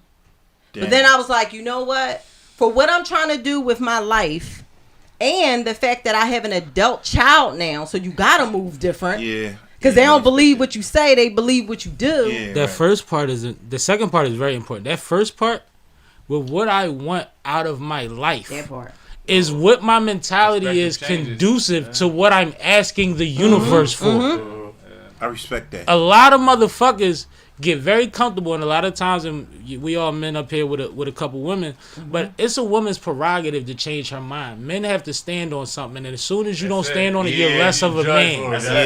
Yeah. So it gets a point to a point in their life if some women, I know you did, if some women not already on that they have to accept that part of it. I love that you said that. My bad. Go ahead. Now the only thing about being in a relationship, look at y'all newsy ass niggas. We locked in. I'm gonna get us out of here in a second. The only But thing this is about good talk. being in a relationship that I feel like I'm struggling with is my podcast. Cause Sammy, you know I talk very free, and now it's like, oh shit. Don't let it change what you. would he think? No, I like but that. He likes that I'm authentically me. He likes that I'm raw and I'm impulsive at It's times. entertainment. Can I just say one little thing based off of that? It won't even be the thing you think about anyway. That perspective is going to change because you changing. So you got now. What happens is you have to elevate to a different genre, different genre of we understanding. talked about that. You got to. So your audience changes. I gotta grow. I know. Your audience is going to change because you can't connect to those people. I can't be talking about gray sweatpants no more. And well, it's the fuck. It's not that you can talk about it, but it's not to be passionate. It's not to be passionate no more. Yeah. You're gonna speak to your passions now. You know, there's a whole realm of podcasts and energy in life around people that's in committed relationships. So now you got to think about, is that my new lane? And now here's the thing. I'm for the people. I'm for whatever is trending. And when I say trending, not trending like what's in style, what everybody doing. I'm talking about what everybody talking about, what's affecting everybody. That's the stuff I want to talk about. So if we are talking about sex, I'm going to be raw and I'm going to talk about my experiences and all of that. But I got to turn the flirting shit down. I can't be like, Well, see, that's the twist. And it's entertaining, but now that I had that other person, I don't want them to ever think that somebody got a little bit of a chance because they don't. Well, the thing is to not Jump put off the bridge, basically. not put too much thought into the fact that I have a platform that's based on people looking and hearing me one way, because ultimately your audience wants to grow with you. That's as an artist, that's as a fighter, that's as anything. The audience actually gets mad when you go mainstream when they your originals. They be like, y'all wasn't fucking with this bitch 8 months ago. It get crazy. So the growth is something to show and to speak to and through, but not to dwell on. So you address it when it's relative, but not in a moment where you try to save yourself because you just flirted. Like, no, let that fly. What it is? I got that one off. I think he might ain't notice. When you've been single for so long, For real. you've been single for so long, you like, all right, am I? All right, because I'm still struggling with it. Because I'm used to sleeping alone. Right. I'm used to having my covers all to myself. Like, I have to share. Yeah, we always hate y'all with the covers. Y'all got cover issues. Like, you do not have to be in a cocoon. So I gotta get rid of my single woman tendencies and behaviors and things like that. That's natural progression. That's natural. I say this because I know. Because we about to get out of here. We're going to get off of her. I need feedback. Yeah, get out of my business, y'all. Fuck. We don't want to talk Sammy about done pulled me into this bullshit. This whole time, Punch co-signed it. Happy birthday. No, Punch really wanted to know because Punch was serious. You were being honest. Yeah. Because you were being honest. If you came in here with some real gangster shit. Yeah, if she came in here flaming, niggas would have been like, so what's the topic Here's the thing. I wouldn't even be on this podcast because Sammie is a real one. Like I said, I'm sensitive to energy. Right. Good energies are aligned. No, she give it up. Like when she talk to me, she say shit she don't be saying. I know. I be like, this motherfucker. And it ain't the vodka. My psychologist. Let's get to the chat. I got a lot to fill y'all in Let's on. get to the chat. What's going It's on? going up in the chat. It's going up. Oh shit. So I mentioned before, Red Snapper is in here. I'm not gonna be able to read everybody's comments. What's up, Red Snapper? Because we got that many. But we also got Tiana in here, the director herself. Hey, what's up, T? What's up? Congratulations. We also have Amp 500. He said, "My big bro OnePunch." The My kids guy. say hi, Uncle Punch. Oh man! Shout out the kids, man. We got Shout out Crown to kids. Nubian in here. Hey, what's up, sis? We got Cuddy TV in here. Cuddy! It's my geyser. We got M Wash in here. Wash, what up? Yeah, so it's been going up. I can't read them all. But, Any highlights? So Taya, in response to you talking about being in a relationship now and what that means for you on the podcast, Taya said it's time to rebrand. You can speak on your journey, past and present. There's a lane for that too. Thank you, sis. Right. I So that's appreciate dope. that. I appreciate that. That's what he was was gonna talking say about something over like here. that, It's too. forcing me to grow. Thank y'all. Absolutely. Even as an Any, artist. any other highlights? Yeah, so Anybody Look at Punch think producer. I'm cute? Does my wife think I'm cute?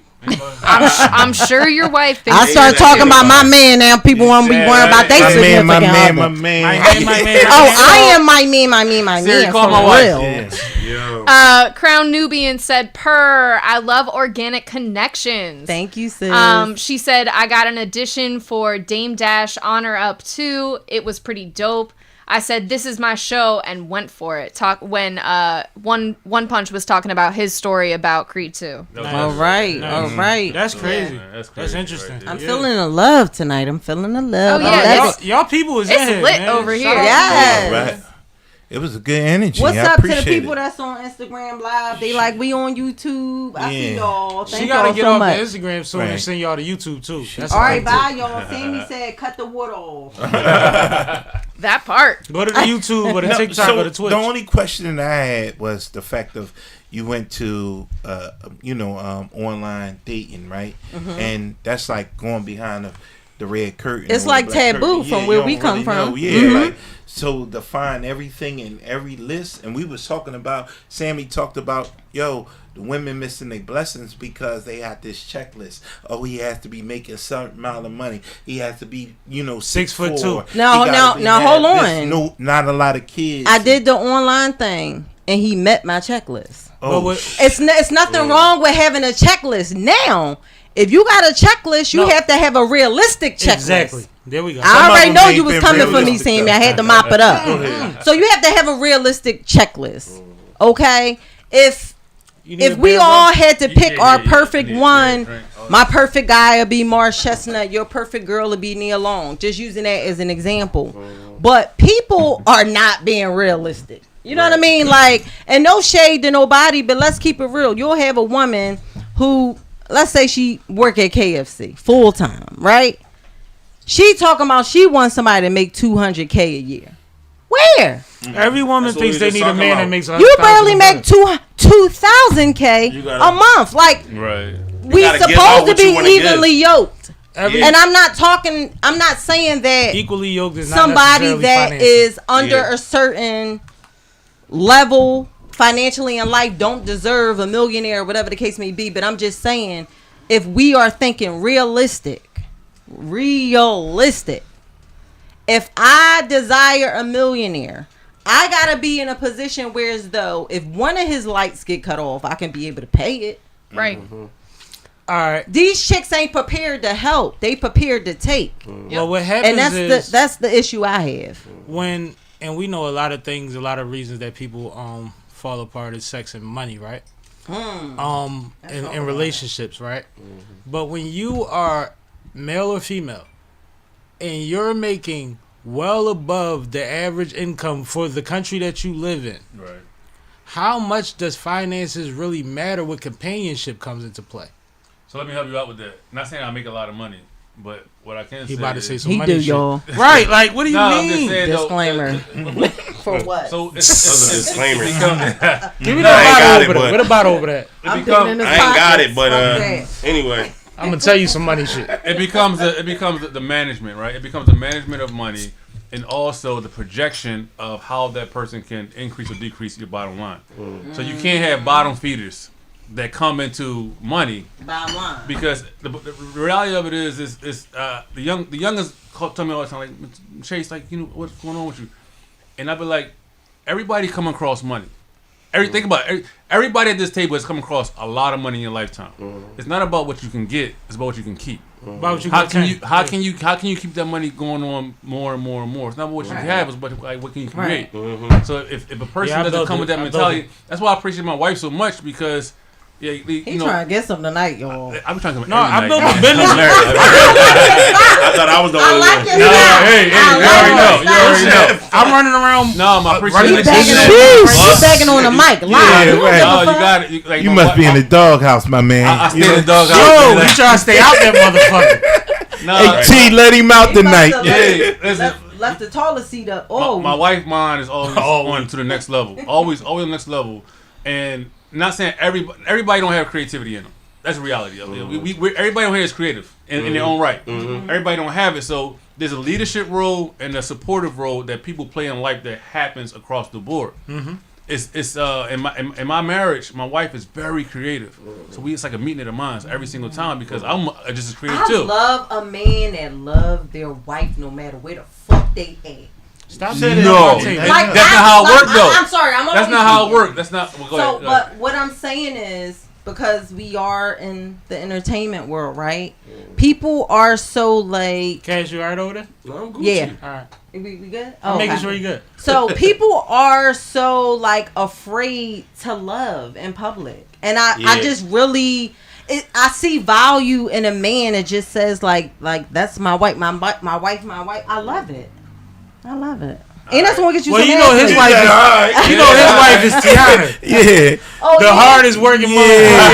If he don't say my wife, she gonna get real busy. Yeah. I'm joking. You know what's crazy? She's not like that, man. Like, the vibe is different. And it's just that I just respect and appreciate her creativity. Like, you know, outside of the husband thing. She's been a hustler from day one. You already know. You know her, I've been dealing with her. Been knowing her. But you know what I appreciate, though, overall? And you can understand this, and you can understand this because you know where she come from. Yeah. Me being able to soften her. Yeah, she's hard. That's different. Yeah, right there, bro. She like a I know my dude is somewhere like clapping because I was a project. I was a project. That's real. That's real. You like still is? I was. Yeah, I'm about to say you still is a project. Shut up! I got 8 months in. Hold up. I'm glad y'all said it, because if I'd have said it, she'd have took it off. I've been in a relationship damn near 10 years. I know how this shit go. Yeah. You know what I mean? I was saying, looking at her like, it only been 8 months, bro. It only been 8 months. Send me like 3 more years to get you together. Maybe. But I'm just saying, like, when he him, you gonna listen. The energy that you got right now, you got to find a way to maintain it, because you're still on that cloud. You know, right. You understand. Facts. And I'm not saying there's nothing wrong with it, but because it's what take you over to the next level. Exactly. But once you get over to the next level, you got to be able to reflect back to this time. Absolutely. In order to maintain it. Thank you. Because he's still the same man. So always don't forget that. Like, don't forget that you got to still maintain, because you're gonna. Y'all are growing. That shit balance out. In due time. But the other thing is too, what I'm realizing, because I've always had a strong opinion about a lot of things, and like I mentioned, my dude, he's 10 years older. I'm 41. He's 50, and he's stuck in his ways. Okay. And I never thought that I would adjust, but for the right person, you will adjust. I like facts. Big April facts. Yeah, big facts. All right, now off this relationship mushy shit. Leave Damn it! Wow. Hold up. I got to show with my women. Let me ask her one question though. Not ever.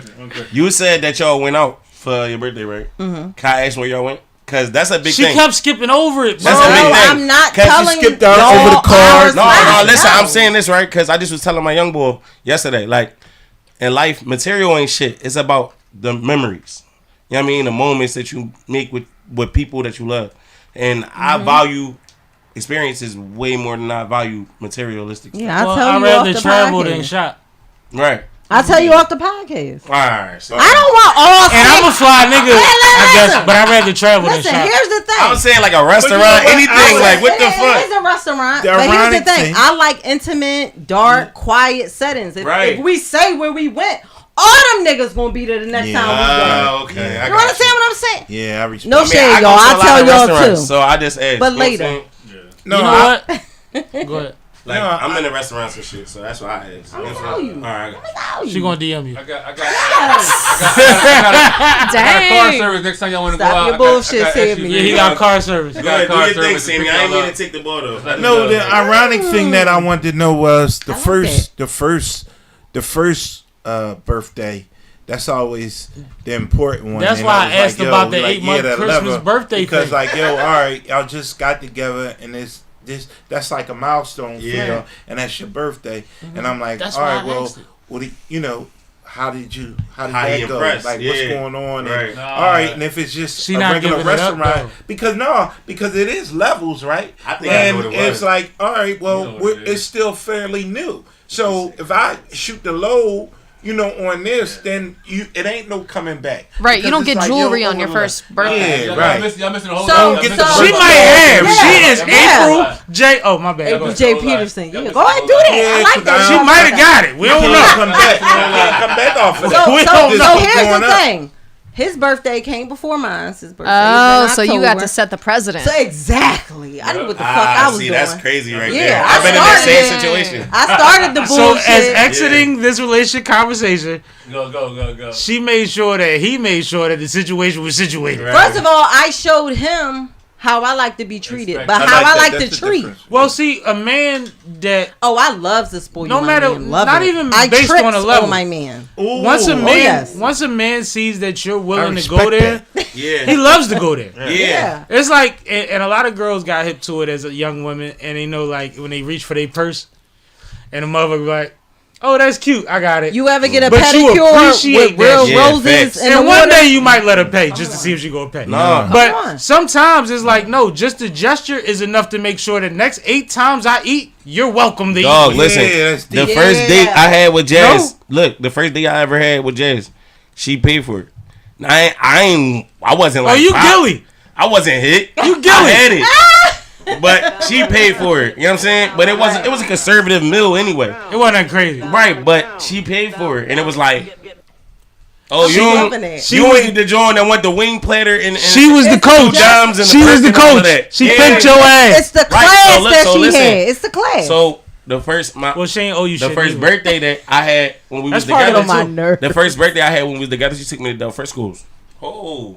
She's setting precedents. So from there, it was just like, okay, now next time. I know he ate her butt. Now I'm going crazy. Oh no, he ain't her, but the first week. What? And then yeah, With a spoon? With a spoon? I mean, 10 years later, we got 2 beautiful children and all that. We still rocking. Look, 2 beautiful So- children. No, Jazz is the homie. I love Oh, Jazz. for sure. Let me just say this though. Shout out to Jazz. I just don't drink after him. I got a similar story.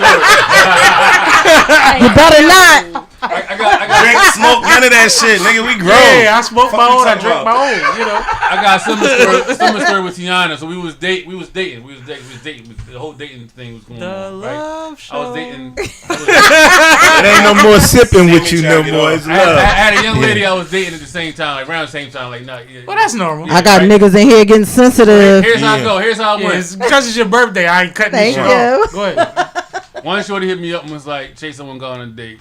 I'm like, my money messed up. I'm gonna be real. My money's messed up. I can't. See where you going with this? So she's like, all right. Okay, She said, I heard no money, and I'm like, the fuck? Yeah, exactly. She said she hit me up and she said, "Hit me up when things get better." Right?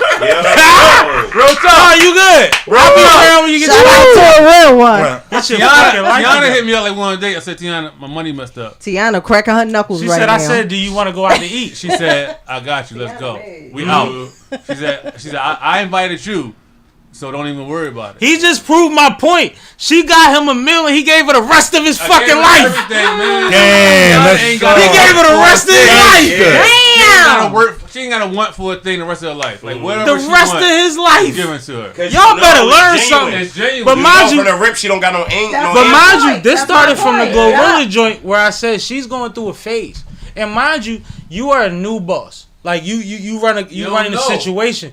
You not really having casual conversation with the counterpart bosses yet, like you will be. Yep. Talk it, Sammie. You know what I'm saying? B ran through a few niggas before she met Hov. I'm just keeping it G. Like Marcus Houston hit. Marcus Houston made. Like in certain things that none of the Beehive wants to admit to. Case hit.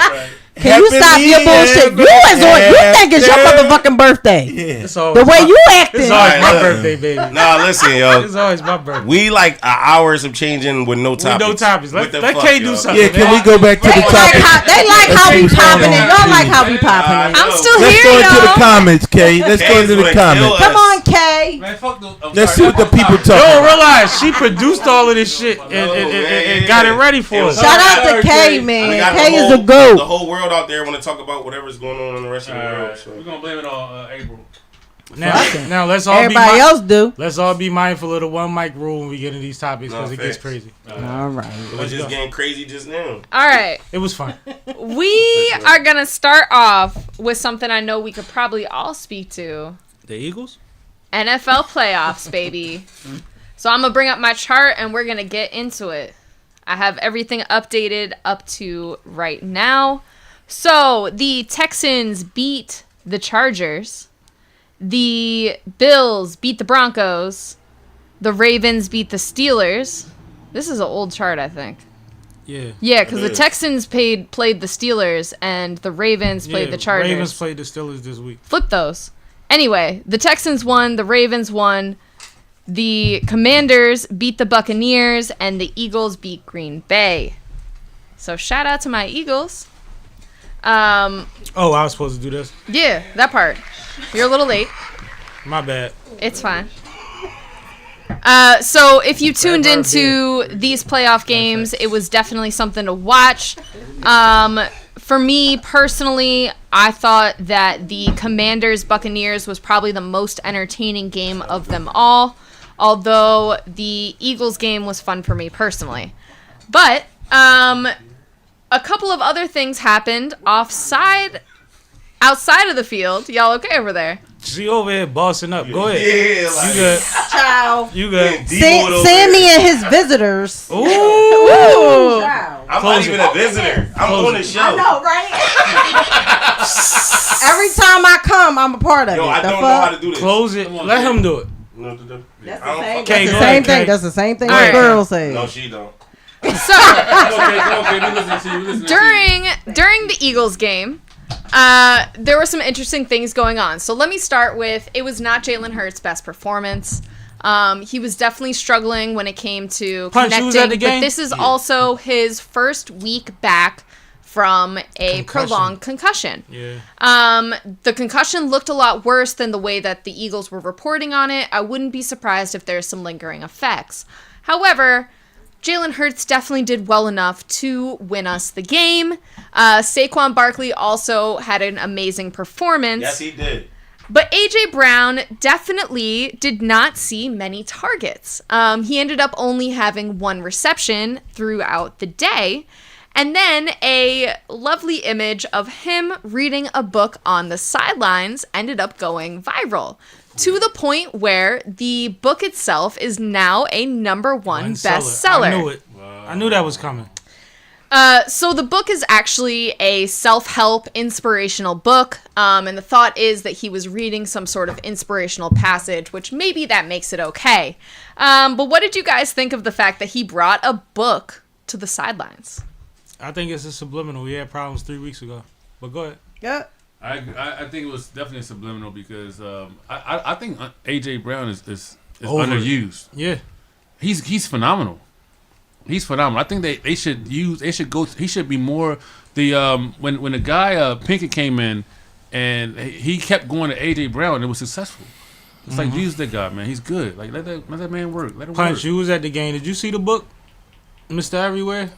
I saw the book afterwards, and I thought it was, and then I read the story, and I thought it was interesting because he was talking about redirecting his focus, and as an athlete, and being a boxer, one must have tunnel vision, especially knowing how to blank out everything and channel your energy, your emotions, and everything. And in the past, he's always been outspoken. I know him personally, and he's been effective because he want to win the game. But he also feels like y'all talking about being underused. So he has to find something, another tool to utilize his outward look, because it's like, damn, I'm a superstar too, and y'all not using me. When you got Saquon Barkley, you have Jalen Hurts, you got Devontae Smith, and a few other ones. He's like, yo, I came over here and I was one of the stars, and y'all not using me at all.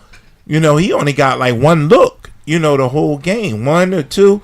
Man, it's like, come on, man, you don't even look my way. So it gives that role of turmoil in the camp, but he's looking at it like, nah, I'm trying to be a little more positive and spin this, man. I just want to win. I want to get to the Super Bowl and and take it all the way, man.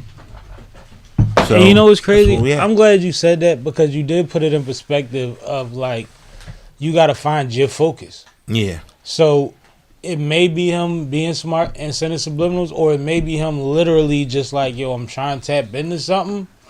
Nah, I hear you, but I don't want to take that chance because AJ Brown that good of a player. So get that man what he need to feel comfortable, so that he's the not. Question is he's not looking at no books on the sideline. Like the question is he on the first page like LeBron? But yeah, like basically, like it kind of left. I didn't like the message they spun like that he's bored. So he's reading. He on got the sideline. He that's got not time. Good, though. That's not a. Like, no, come on. That's Let's be real. Let's be real. AJ should be on the One field punch. enough. One punch. You a boxer? How many boxers read in between Round. No, it's never. You play basketball. How many basketball players read in between anything? How the fuck I play basketball? Let's play. Come on, let's go along with I'm the conversation. I'm fucking with you. No, when you introduce it's not a thing. A focus of reading. Ben Simmons got in trouble because he had his cell phone in his pocket at practice. Yeah, it's a thing. It's not a thing. Nobody does it. Nobody. No, you right. It's like when you introduce that. I never heard of nobody doing anything like reading related at a sports event. Like, let's be real though. Reading itself for comprehension is an in-depth thing. You don't get to go left, go right. You locked in. Yeah. Maybe that's why he's so great, because he can focus in high turmoil situations. You've never seen AJ Brown read on any level. He let y'all know. No, I'm joking. I'm literally joking. Y'all giving me ideas. Imagine me pulling out a book while my opponent rapping in my next battle. That's goofy. You know what's crazy? You couldn't do that until he did this. Now that he did this, I can do it. You can do that shit in battle. Crazy. Yo, that's crazy. That might go crazy. Let me edit that out. Real quick. Okay, edit that out. Never. We We live. keep it at K. What do you think about this shit? Because K's a super fan. Let me be clear. As an intellectual athlete, She Come wasn't- on, Kay. she Come wasn't- through, Kay. She is a collegiate. you can't- She is a collegiate I am a athlete. collegiate You can't athlete. put two Come things on. together like that though. She's a Come on, collegiate she can. athlete. I am. So, as an intellectual athlete, I understand the amount of mental preparation that goes into winning games.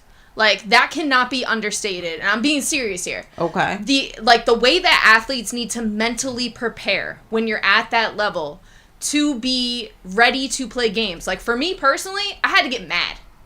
I had to get really, really mad. She Jordan. Usually my coach would curse me out before every game because she knew I need to piss this girl off in order for her to play her best.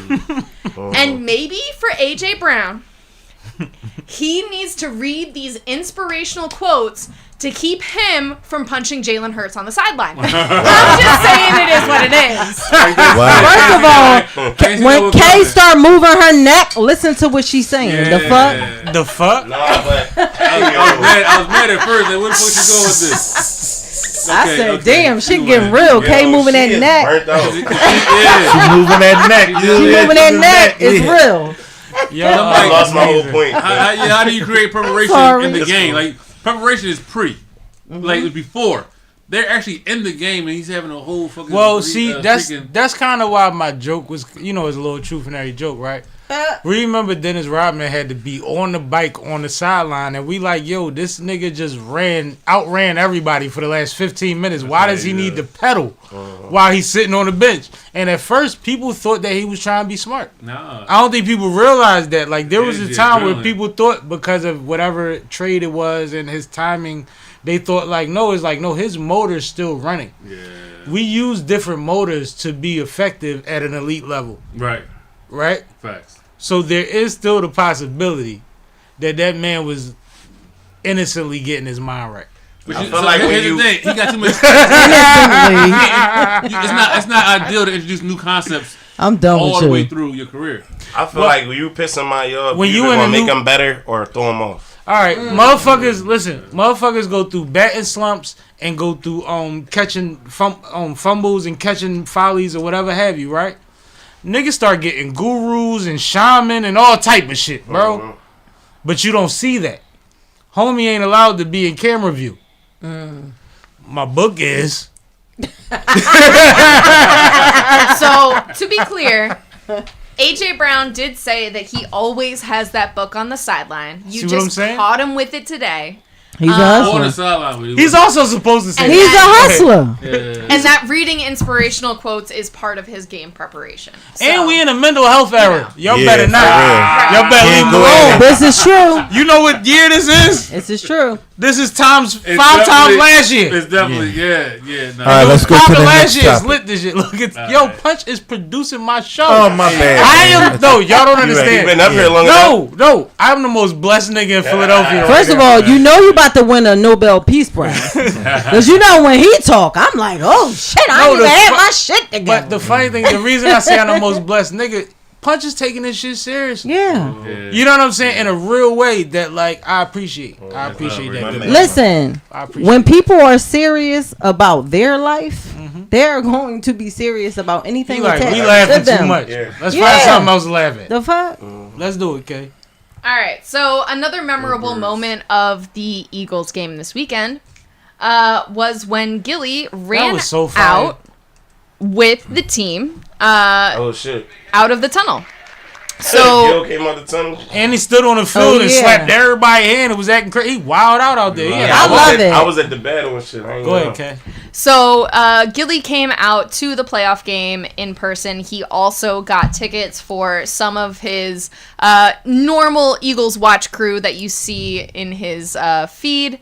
He had his friend dressed in an Eagles costume and the guy with the broom. From across the street on the block. I fucks with the neighbor. I fucks with him and he had the broom. He had the broom with him. I missed the broom. Go ahead, Kay. Absolutely. So he ended up running out to lead the Eagles players in exiting the tunnel onto the field. And it was definitely lit. So shout out to Gillie. What'd y'all think of this? Shout out to Gillie. I have something to say. As someone who has been a day one major figure fan, I'm glad to see Gillie just getting his shine. Talk heavy. Like overall. Talk heavy. And I do feel like Philly in general as a city is so underrated, so over talented, and when we get our shine, I'm clapping. And I'm Philly to the heart, to the death. And shout out to Gillie again because he's trying to bring a lot of opportunities to the city. And what I'm going to say to the opportunists, take the opportunity. I love that you said that. And you know what's even better? We know that he genuinely supports all of these Philly teams and has been doing it since he was a young man. It's not because I'm on the stage. So that was a moment for him. That's like Meek ringing the bell when he got out and all of that. Like certain things you just got to salute, yo. But go ahead, y'all. I want y'all feedback. And now one more thing, Gillie. I love you. I love Wallow too. But that's us. You had on that Lakers jersey. I didn't like that. But we gonna take it back. Eagles. It was a Mitchell and Ness play. We just gonna give it. Give it up to Mitchell and Ness. That's what we gonna shout out to Big Rube. I still love you, Gillie. Shout out to Big Shout Rube. out Ruby. I knew you knew Rube too. Nigga, you are the man. Appreciate that. But go ahead. What you think in real time? You was in the building. Was you in the tunnel? There. You was probably in the tunnel. No, I actually was up the top with the governor. You know, Pennsylvania. Talk heavy. Okay. Yeah, Come on, shout talk out that to shit. Josh Shapiro. Hey, shout out Governor Shapiro. Yeah, it's a different conversation up there. This my man, yo. He the best. He just called him the mayor. He said, "No, I was just with the governor." Yeah. You know, I have a dream. Yeah, a couple of days before Martin Luther King. You know what's funny? When I say this shit, Yeah. if you don't know One Punch, you think I'm joking. Yeah. Right. I'm not being facetious. I'm literally like, I can't negate the fact that you got access. Yes. Yeah. But go ahead, my bad. Yeah. You gotta be one of them ones. Yeah, it was different, you know. But Different. It was definitely different, but I saw it, and I saw him dancing and everything, and I was like, that's good. My only recourse, on that, when I'm looking back, I do believe that, he's finally getting his opportunity and his opportunity to shine, right? My only recourse of action when I will speak to him is the fact of, that same time that the discipline you took to get there, share it and show it to others, man. I was one of the ones that I felt like, you didn't give me that opportunity because I felt like, we kind of missed this look during the knockout party. One of my main premises was to come over there and, a joint collabo. I'm the fighter, the real fighter, and I understand I have knowledge. And The real fighter. Yeah, and the one that has, y'all have connections. I have connections, and we can all formulate and push this narrative that we always talk about, such as Philly. Right. Like New York had it in the 90s. Yes, not being a nut ass. You know what I mean? Right. And, really coming together and being objective and clear minded of like, I didn't step to him or step to the premise of, hey, listen, with any preconceived notions of like, I'm the star over here. No, whatever y'all want to do. But I did have some reserve of like how this business is running because I understand I stand on business. Right. So I'm like, I'm not coming over here doing the N-word shit. Like, I'm coming over here doing real business. And I'm like, is it a code for the ticket sales? What, man? Here you go. And all. Bro, is it a code for the ticket sales? I should get a percentage of what my folks is when I'm bringing in. Or I should pay me have for my time and my talent. Even if I don't get a percentage, I should have a tracking system that I Right, can be able to to see. carry somewhere else to be able to show somebody else. The track. Okay. You know what I do though in the comedy, because the same difference in the comedy thing is like you are your what you can bring. Right. That's why people that's bring. it. That's why That's people book you. business. You can bring them in. So when I do my comedy shows, it's like I want a ticket package. Yes. Meaning whatever I produce, I don't want to take the paper. I want the percentage. Yes. Right. On top of the performance. There you go. Because you understand I want a piece business. of, it's That's business. business, It's business. And I think with anything with business, you just got to understand the language, and people got to be able to. They got to reciprocate. They got to be able to. You know what I'm saying? They understand. Hear what you're saying. Yeah. This It's makes the me same thing. realize that the missteps that happen with a lot of people that we saw in business with $1 million worth of game, that the audience actually appreciated, and the way that those things ended may be because of what I thought it was. Yeah, and that is there Yeah. you I'm go. not trying to be like No, that. there you know go, what I mean? and that's what Because I saw, and that was the understand this, disappointing and I part understand of the this. whole Right. ordeal. I can't look at you the same way when you're not like. Listen, your whole premise of Jay telling you, look, take 10,000 for the major figures, and your whole objection in the whole game was standing on business. No, I ain't taking that, and they blackballed him. Lil Wayne and I'm saying, yo, baby, telling you to take this, yo, and no, I ain't taking this, and you get blackballed. How you gonna tell me? And I say, no, I ain't taking that, and you try to blackball me. I'm All right, looking dig at you this. like a whole nut, like Real no. shit.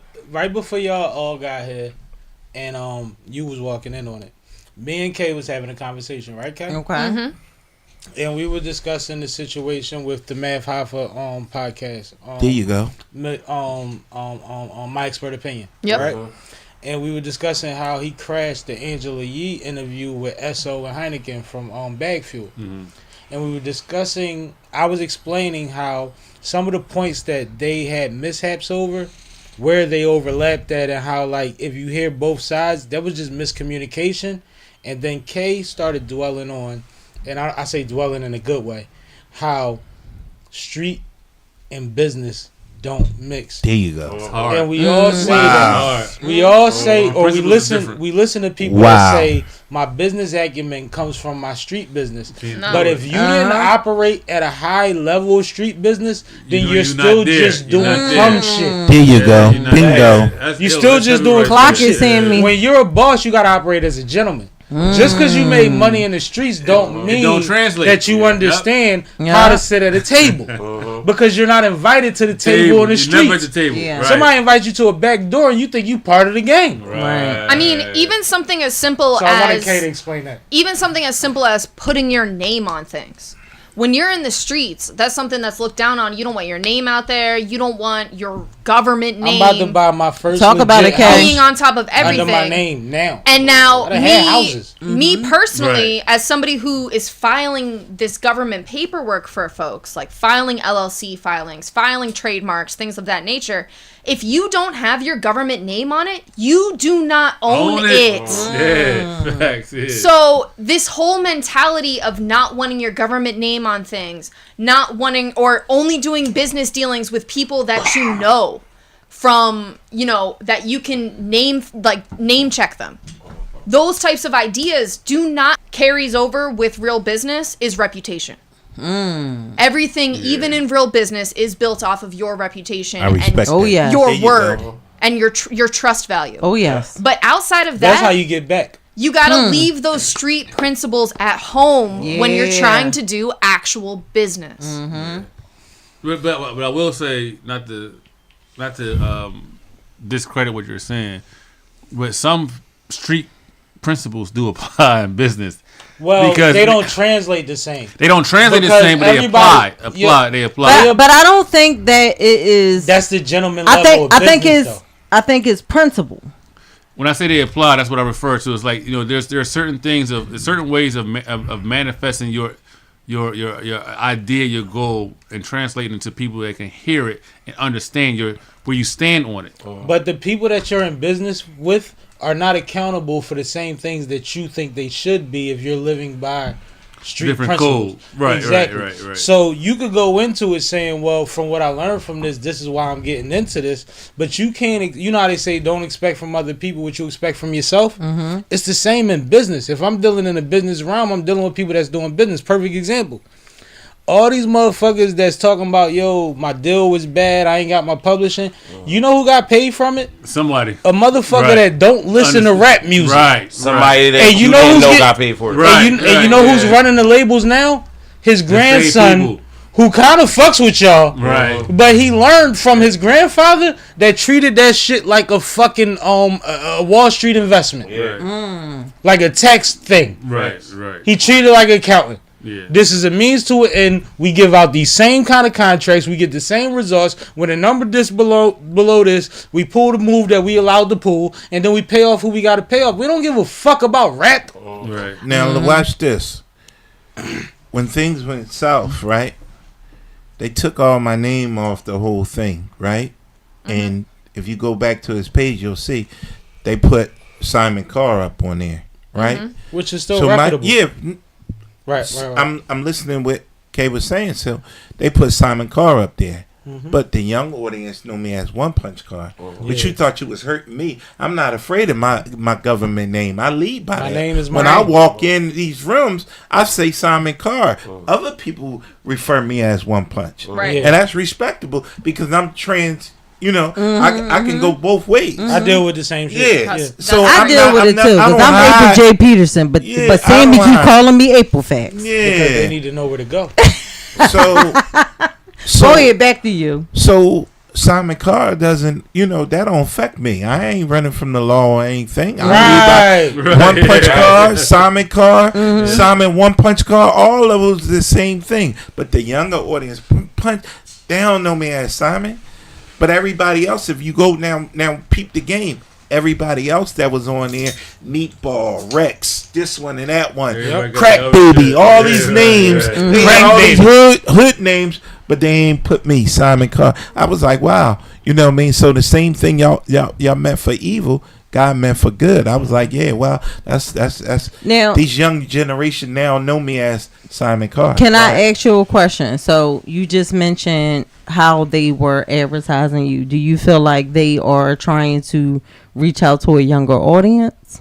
It was geared towards a younger audience. That it teeters on the line of sabotage to a certain point. Okay. Because the same reason that he wants a code for ticket sales is the same thing that's affected by you changing my likeness on a printout of who I am on the card. So let me interrupt you. I just thought, there you go. Okay, go ahead. Okay. There you go. Taya keeps bringing up a great point in the chat, which is, she was agreeing with some of the stuff that I said, and then she also said Gillie should not be the one negotiating at all. I negotiated it. No. Hold on, let me finish. Your story. Calm down, killer. She's saying that he should have a negotiator working on his behalf, so that he is not emotionally tied to these things. No bias. We all know Gillie is emotional, but that's why I compared it to battle rap. Right.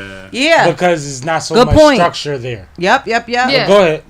So it's I wasn't saying that that One Punch shouldn't be negotiating on his behalf. Right, you absolutely are in your right. No, you good. But Gillie should have somebody on staff that's doing the negotiations for him for these types of things, because obviously the story shouldn't go this way. It shouldn't be that crazy. personal. He was real crazy. I mean, I know it sounds crazy, but it should be somebody to put this off on.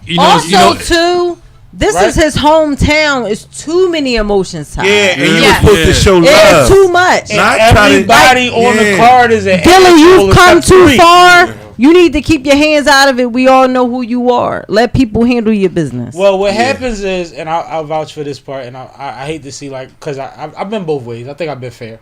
But it gets to a point where this is the bag, and I have to leverage my relationships versus and I gotta figure out a way to find a balance, and sometimes that's me making the call and making somebody feel special. Right? Like, oh no, he called me himself. Not saying you, because you're upper. That's everything. That's everything. And we had a conversation, and I think that the disrespect. He felt disrespected because it was me and him. He put the call in, and he like, yo, Punch, take this. And I think like, that's the blurry. That's the gray area. Blur version. That's the gray area. Because it's like it works for you if you call C Cash as Gil and be like, bro, I got 2,500. We gonna get you lit. This, that, and third. Cash might fucking do that shit if you call him personal. Right. If you got a third party to call, Cash might want $5,000. Right. Yo, but if you say like, no, I see as me. As the figure person, right? I see what you doing. I respect it. I only got this. As opposed to me having somebody that calls you that makes you know that I got a couple more dollars because I got people calling for me, which is not necessarily true. Right. Because at the same time, it's the perception of it. We from the streets and we from the city. If I'm running a play, I can get you to answer my phone all day and say you my secretary, right? But when negotiating deals, it's always better when you have a third party negotiating for you, because the relationship shit gets weird, yo. And the other part of it is stop fucking text messaging and calling people that you can meet in person. Because if you know anything about saying no, it's harder face to face. You could text me that shit, be drinking and smoking in the background like this. But when I'm in your face and I'm like, you my nigga. Right. You might have had no in your head. You might can't get out your mouth. And two things real fast. And that's where streets come into that. The other thing is Gillie is not regular Gillie no more, and I think that he's having a problem because he has so many ties and good relationships with so many people. He may think that he can still have these hood relationships, but then. You gotta realize you're a millionaire now, dude. But part of that, and that's what I'm glad you said that. See, y'all rolling. I love y'all. No, but part of his level up was amongst one of his biggest traumas. So it's like you know about trauma, right? You know you get stuck where you at sometimes, right? Clock he might is not me. see himself. Right, as that person where he's at yet, because he's that's why I love Gillie. With somebody that had humble. Probably 8 months of being like, nigga, I'm just trying to wake up every day and be sane. Can I share this with you? Talk about it, bro. That's why you here. You the expert. On that day. You Michael Irvin. It's so ironic. Can I get another brewski? I like her. It's so ironic. You ain't doing She shit. popping. Yo, You ain't she doing is. What are you shit. talking It's her about? birthday. Hey, listen. It's her birthday. All that What I'm I ain't supposed shit, to all be that I ain't doing. shit, I'm the door. It don't apply to this. It definitely applied to that. You're not gonna keep making me the bartender in That's how here. women do. That's how women do. I mean, tight as that shirt is, I thought you They was. just the Damn, same. I'm a little husky in this joint. It's an XL, so that's No, you know what I mean? That's me. is inside. No, I'm saying the shirt is an XL. It ain't no Thank tight you. shirt. Like, The shirt is the XL and it still fits. yeah. Okay. Say less. Sammy don't like that shit. Say less. All right. You're saying. Oh, Y'all done shit. been here, yo. Sammy be starting this bullshit. Oh, that's you No, trying to make I it a just be bartender. paying attention. Sammy, Like, you gotta realize, I got no real shit. If we include me, there's 6 strong personalities on microphone. Yeah, yes. seriously. I'm literally picking my spots. Yeah. I'm trying to find a way to pick them. He's been That's me. producing, she's been hosting, and y'all been doing the run of the show. I've been literally just nudging. Tell you, my line? Sipping with us. Sipping with us. This nigga playing soccer and Sipping shit. with Sammy, niggas. do you Sipping know with niggas. I turned 39 Okay. on your podcast the first time I came here. I turned 39 right January the 12th, Did I get the balloons right? 2022. Did I get the 23? balloons right? We I got put black and red. Yes, that's my colors. I fucks with Okay. you, Sammy. Alright. I Do that. Oh, all right, I yeah. do. Shout out to me. And again, like I said, I know y'all gonna see me on here and be like, this bitch that she on here, she said she ain't had no time. Da, da, da, da, da. I make time I'm for what I want to special. make time Hold for. on. Right, because I'm still trying to get on her podcast. The fuck? You better stop the bullshit. You better stop the bullshit. I told you I'm not going back into the studio until Yo. March. Stop. You better stop. No, but like, I just want y'all to know, like, I don't know bullshit. We 2 years in, Sammy. Fuck 2 years. I'm special, motherfucker. Yeah. I'm special. Oh, yeah. Bring the stars out there, man. I treat Shout my out to people you. like people. I try to get them to network with the network. I offer all type of nigga. I was Nah, this And nigga Sammy, really you is special. stimulate my mind. Like, no, Yeah, I don't know no if you should say shade to that. nobody. But if you want April Facts on your podcast, can we talk about something and not just talk about people? When I say talk about people, meaning gossiping, like we talking about real topics about people that can apply to just about anybody. Shout out to Kay. You understand what I'm saying? So when I come on here, we don't just talk about a bunch of bullshit. Right. We talk about some shit. I might have to open up a dictionary. No, I might have definitely to shout open out up a to Kay. Bible. I might have to open up a magazine. I might have to call grandma. I don't know.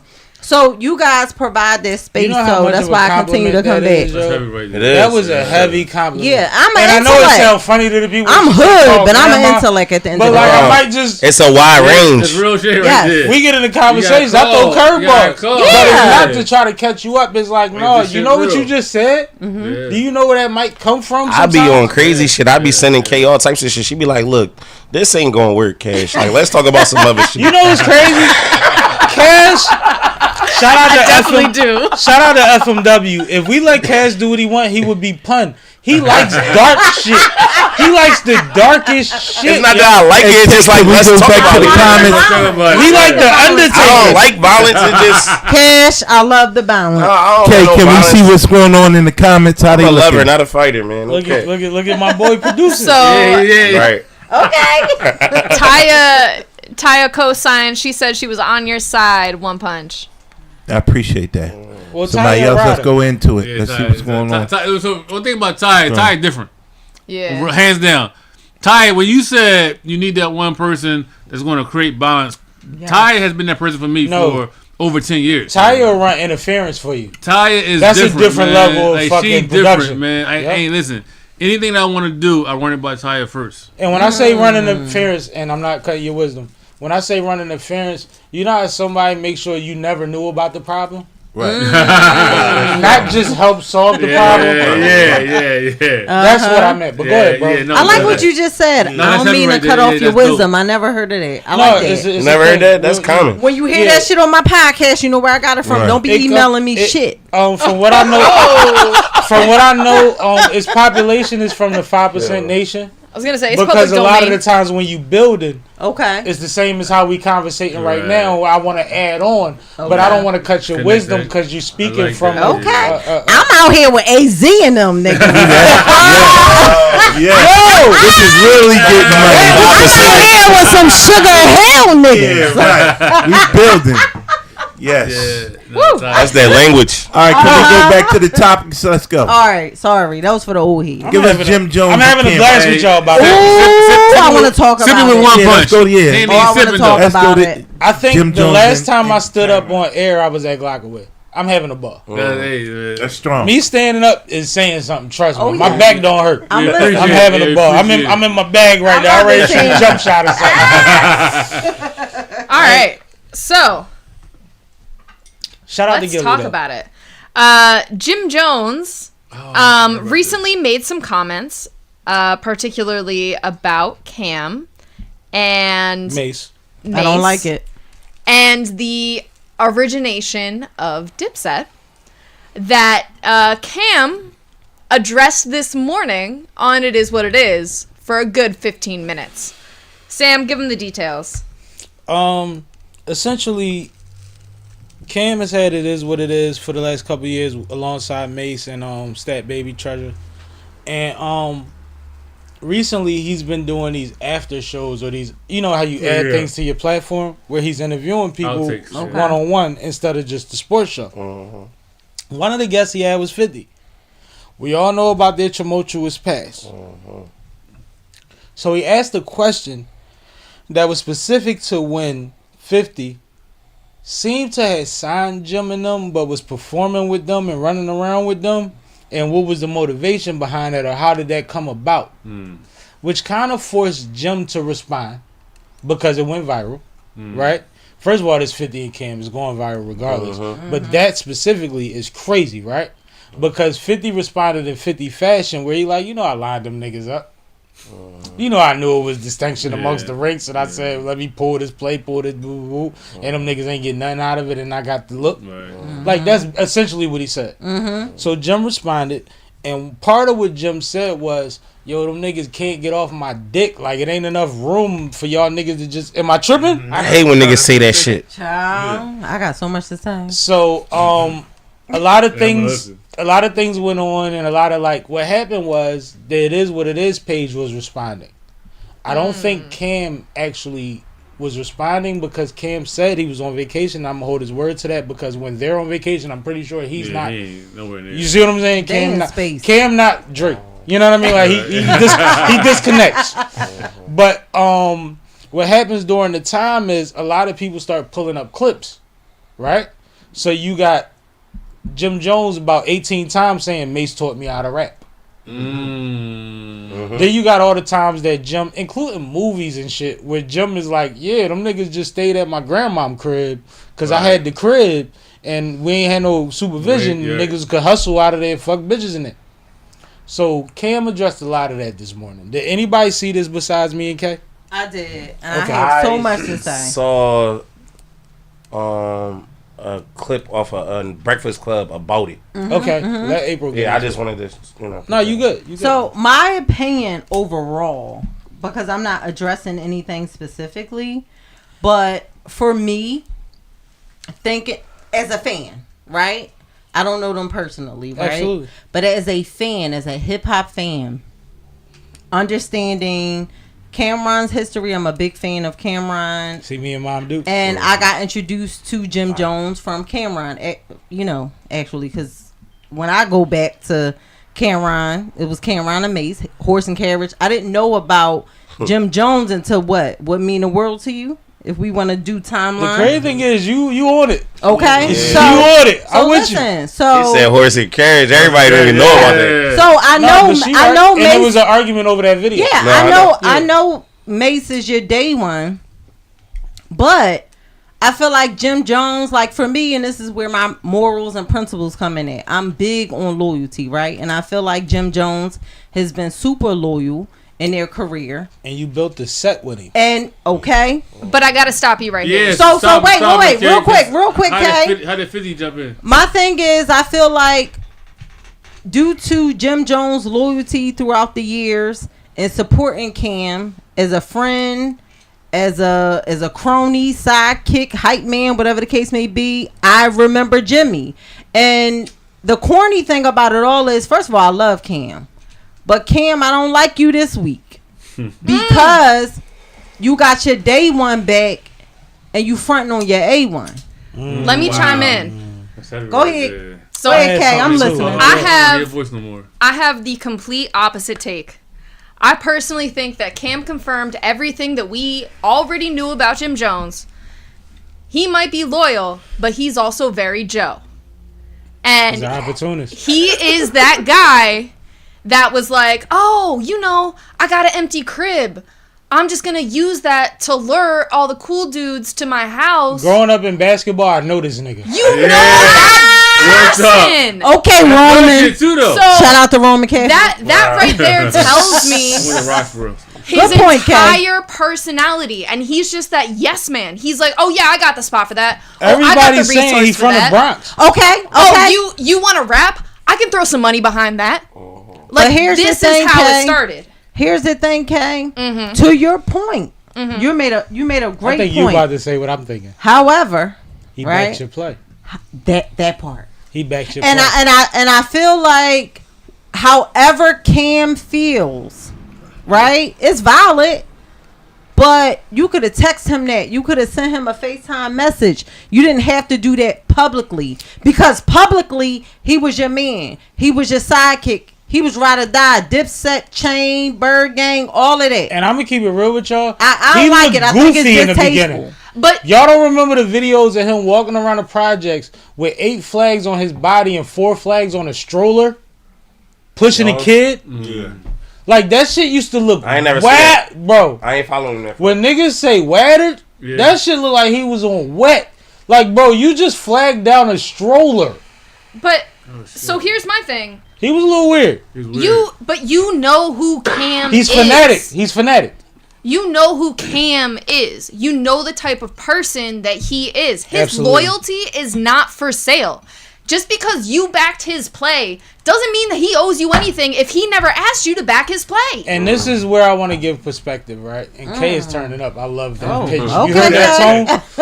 Killer K. Shout out to Killer K. Shout out to Killer K talking about Killer Cam. First of all, Kay got on that pink shit, so I already know she was on Cam's side. Hot pink. Hot pink. But no, one thing about it. Put your hoodie on, Jay. Go ahead, Kay. Okay, Kay. There you go. Real fast. Whenever the distinction happened, where my popcorn at? Because you know they broke up popcorn multiple times as a set or as a tandem, right? Yeah. And one of the times that Cam first spoke about it, when nobody knew what was going on, Cam came out and said, "My mom was sick, my mom was dying," and during that time, it was a lot of shit going on. And Jim called me and tried to orchestrate a fake beef. Like, let's fake beef with each other. And he felt, and this goes back to what we was talking about earlier about the last conversation with the streets and the production and all of that shit. He felt like if you're going to present to me as my nigga a fake beef, then either we really beefing or we not, because I ain't even got time for this shit. Right. On that part. Now our entire relationship's for clout. I think that when it comes back up 15 years later, people don't remember that. People wasn't there for that part of the conversation. I ain't know about it's that. like, even when we got back together for certain situations, because Cam, and it's another thing, this is recent. Cam said when he took the verses, he blew $3 million. He has a situation on the table where somebody wanted to organize a situation for them, right? And they wanted to do the verses because of the momentum it was getting, because of what it could do. And we know that there's a outpour from once you do verses. Like, business wise, this is one look. But if I got 3.5 on the table for some other shit over here, right? But this is something y'all want to do. And I say, okay, we're going to do this first, and then we're going to tend to this one, right? Not saying the other one's off the table yet. He explained that what happened was when they got into the scruffle on stage at Versus, when they was pulling the legs of each other and all of that shit, the other situation went off the table. That was his priority. Who is he you talking about? Jim or Cam? Cam. Oh, okay. Cam is saying his priority wasn't the Versus, but he went with Versus because it's gang. Right? And it's an opportunity for everybody, and it's something we could be Cash Money reunite and go crazy, right? All I can say is the Locks would never. But what I'm telling you is, it just came out yesterday. Jadakiss would have never. Yesterday and today, an article came out, and they asked Jadakiss and them why they never broke up, and they said it's because of something that we told each other before we got into it. We'll never break up over money, pussy, or fucking status. Like, you gotta be on a mob level of shit to deal with some of the things that go on in business when you're an entertainer. I think it's a little more deeper than that, because when you look at Jim's son, and I've been around him, he look like Cam. I seen that. Whoa, he look like Cam. Whoa, I seen that. And you know, no, that's the thing. And you know that, and you know, even before that, you know. So you saying the bond is so strong that and Chrissy was dating Cam prior to Jimmy. Damn. Oh, that's crazy. Yeah, like Chrissy, she messed with Alpo, and she messed with Cam and hold on. And Capo. Start that over. I love Chrissy. Like Cam. I'm not going to. No, stop that. That's crazy. Stop that. I'm not going to. That's public. I've never. Nobody asked you to go against her. But I'm loyal as shit to her. I don't know why, but I love her. Nobody asked you to go against her. But you got a girlfriend that did some shit that you ain't even know she did, and it was sneaky. She's gone. So what he's saying is, I want to hear the timeline again. You said she started where?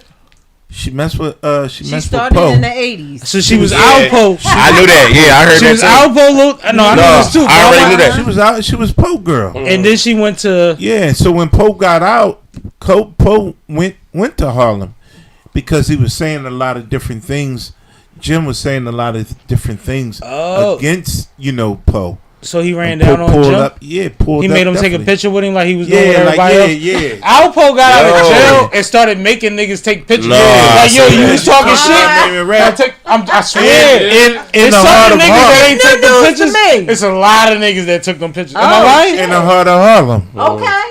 Yeah. Gangsters. Yeah, niggas said that Poe was like in Apollo chilling and all types of shit. Like, it wasn't no like in the heart of Harlem. Like I'm a he didn't come out stay on away. bullshit. Yeah, he came out with he the got energy killed he in went Harlem. in with. Yeah, I know. Yeah, so he went right was back willing to Harlem. Deal with that. Yeah. The thing He was, knew who he was. you gotta look me in my eye and tell me the same thing you've been telling them. Right. So look me in my eye and tell me I'm pussy. Yeah, outside of Poe. Well, take this picture.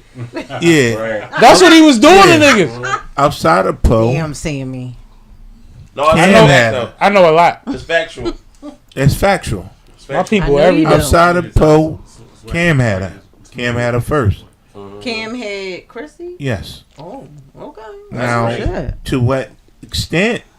But then they dealt with then that makes the Yandy situation so weird. But go ahead. Oh my! Because Yandy was managing Jim, and Cam wanted Yandy to manage him because Jim was making 20,000 a show, and he was like, "How the fuck you get him 20?" Yeah, right. That's and crazy. It come through me. Yes. Oh my! I know more than you think I know. Yeah. Damn. Go ahead. And I happen to have a good relationship with both of them. I mean, I never speak on no stuff, internally, right? But I mean, this is all public knowledge, and then when you look at, I seen Jim's son for myself, not on no blogs, and I'm like, damn, he look like Cam. That's Cam's son. No, that's my son. Oh my God, that would ruin my life. So this might be a little more deeper than what it is actually being put out there. Is a lot of internal stuff that's going on. I hope they can really get over it. But I mean, Cap's my man. I always like the swag, but then you got to understand where the swag come from. Swag came from Max B. Let me ask you something. Let me ask you something, Punch. Do you think that with Jim Jones having this song that's going viral about Harlem, do you think Cameron feels some type of way about it, low-key? Yeah, because both. Mm-hmm. So it's let's get to two it. Pieces of that, right? They were saying that so Cap position is, damn, you shot and running with Mace, and they ran you out of Harlem, right? Mm-hmm. And you've been ran out of Harlem, and y'all residing in Vegas. Y'all live in L.A. and Vegas now. Y'all don't even come back, right? So then, Cam came back, but he was surrounded by security guards. They just dropped that. He came through the hood, and they like, man, that ain't really nothing because you got that was like Hove on the subway. Yeah. Okay. So Obama now on the subway. So all that shit. the flip side of the coin is, you know, but then they put up a part of the same dudes, Gangsta Lou and all them, ran Jimmy out of Harlem. The same situation. You talk about Mace getting ran out of Harlem, Cam getting ran out of Harlem, but then them same dudes, you know, True Life, you know what I mean, punched on you. And you know, and now you cool with them niggas. And then Gangsta Lou and all them put the same gangster press down on you. You know, so that's a deep situation, man. I just don't like it. I look at it like you talk about streets going into business. You and Mace cool, and I know shit. him and Mace go back literally to childhood. But it's like, all right, you with your man you just reunited with, and you fronting on me with the nigga who like. We that look crazy as like, men. That shit look nasty. I can't even explain it. I just really feel like overall, Cameron shouldn't have made it public. Bottom line. I think that in my opinion, the sad part, and this is just as somebody that has a platform, right? There's disasters, and like we went through COVID, and I went to Glockaware every fucking Friday and turned up with niggas for 6 hours. Wow, that's strong. You see what I'm saying? Yeah. Shout out to Sammie. You have a certain responsibility to like address things that's going on when they hit a certain level. And I think that it's sad that you get a duo like Cam and Mace that we seen 20 years not be the greatest they could be because they were separated and because part of their momentum was shooting at each other, and we didn't like that. We seen Mace go on a Breakfast Club with a ski mask and a big coat, and that was weird. And we ain't like a lot of shit was weird. So now when niggas ascend the same way that Nori did, the same way that Joe did, the same way that other motherfuckers did, and I can say, yo, you was the homie, but that was my best friend. And I know I said I'm Koofy smacking and all that shit, but that was my nigga.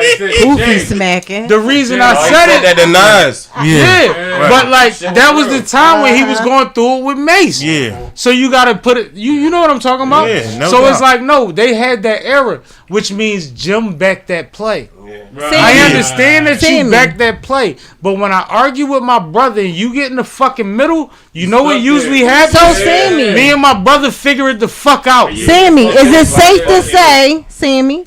Is it safe to say if I put myself that when Cameron don't fuck with you at the moment, you get back with your bitch, I'm he not on your friend no more. Right. He on with what he on. Is it safe to say that? Because what was it? Say it when again. Cameron don't fuck with you, he on what he on. Well, is it safe to say that? Yes, and I'm gonna tell you, and I'm gonna tell you why I can vouch for that. Like without this, not even a voucher situation.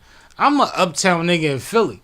Oh, you different. We very, very, very similar to Harlem niggas. Yeah. True. We don't give no uptown is really Harlem. You can tell me every bitch that you touch that's near me, and I tell you she was 1 of 20 at Fridays, and we paid for the whole lot and just laughed all night. Damn. Like it doesn't matter. Damn, I'm glad I'm from Southwest. No, Shrimpies.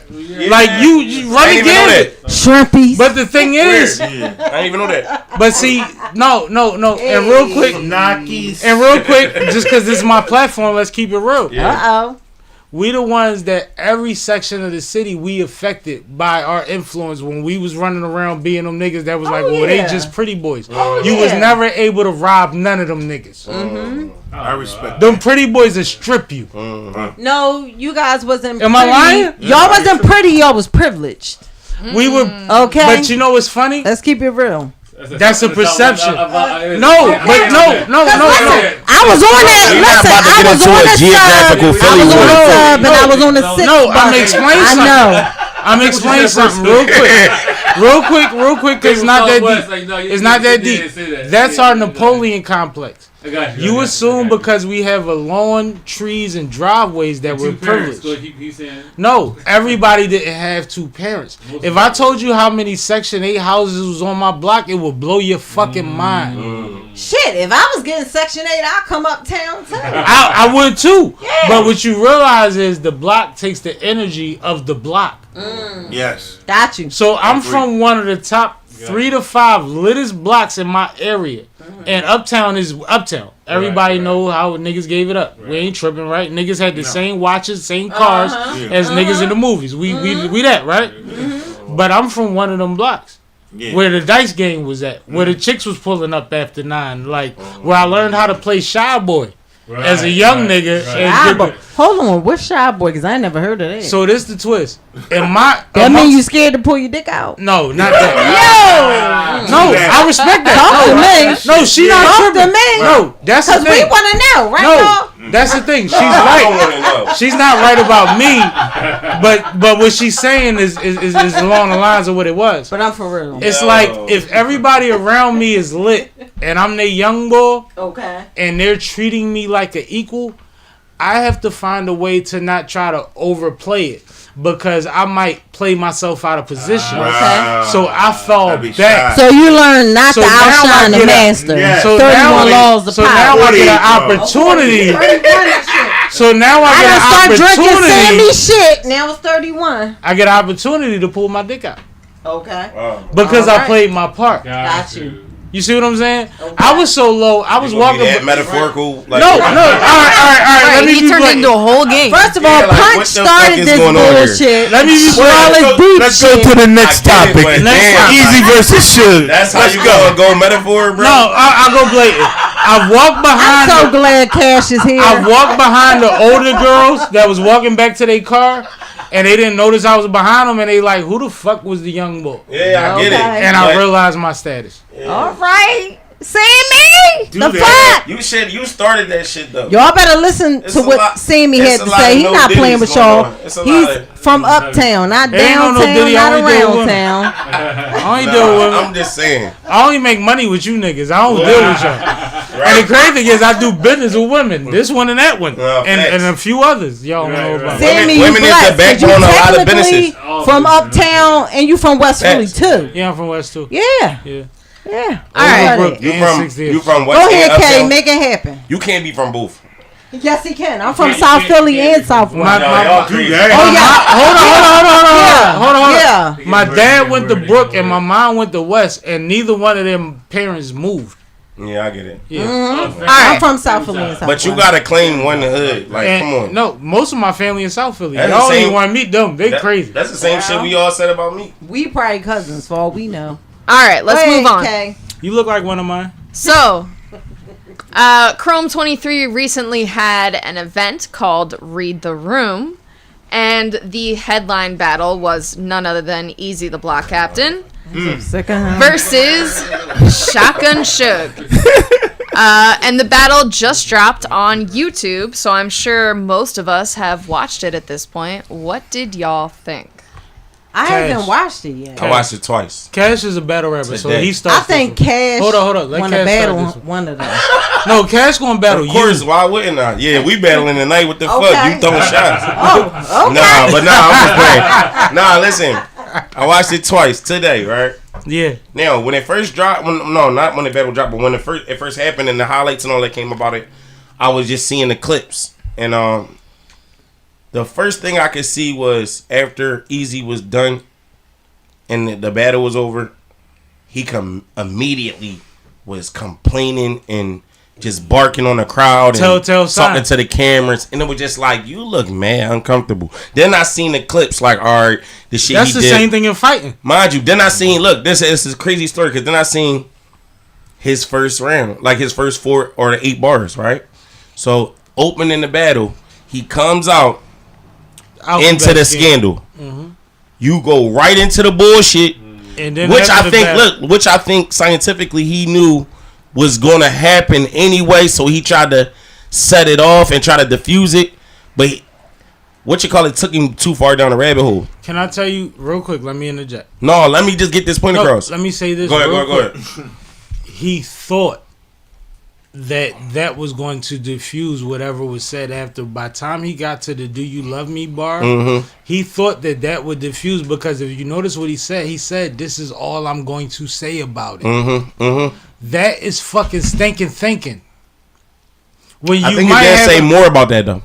when you might have an opponent that has more than you have about it, to just consolidate it to I'm gonna get her. That's a stupid assumption.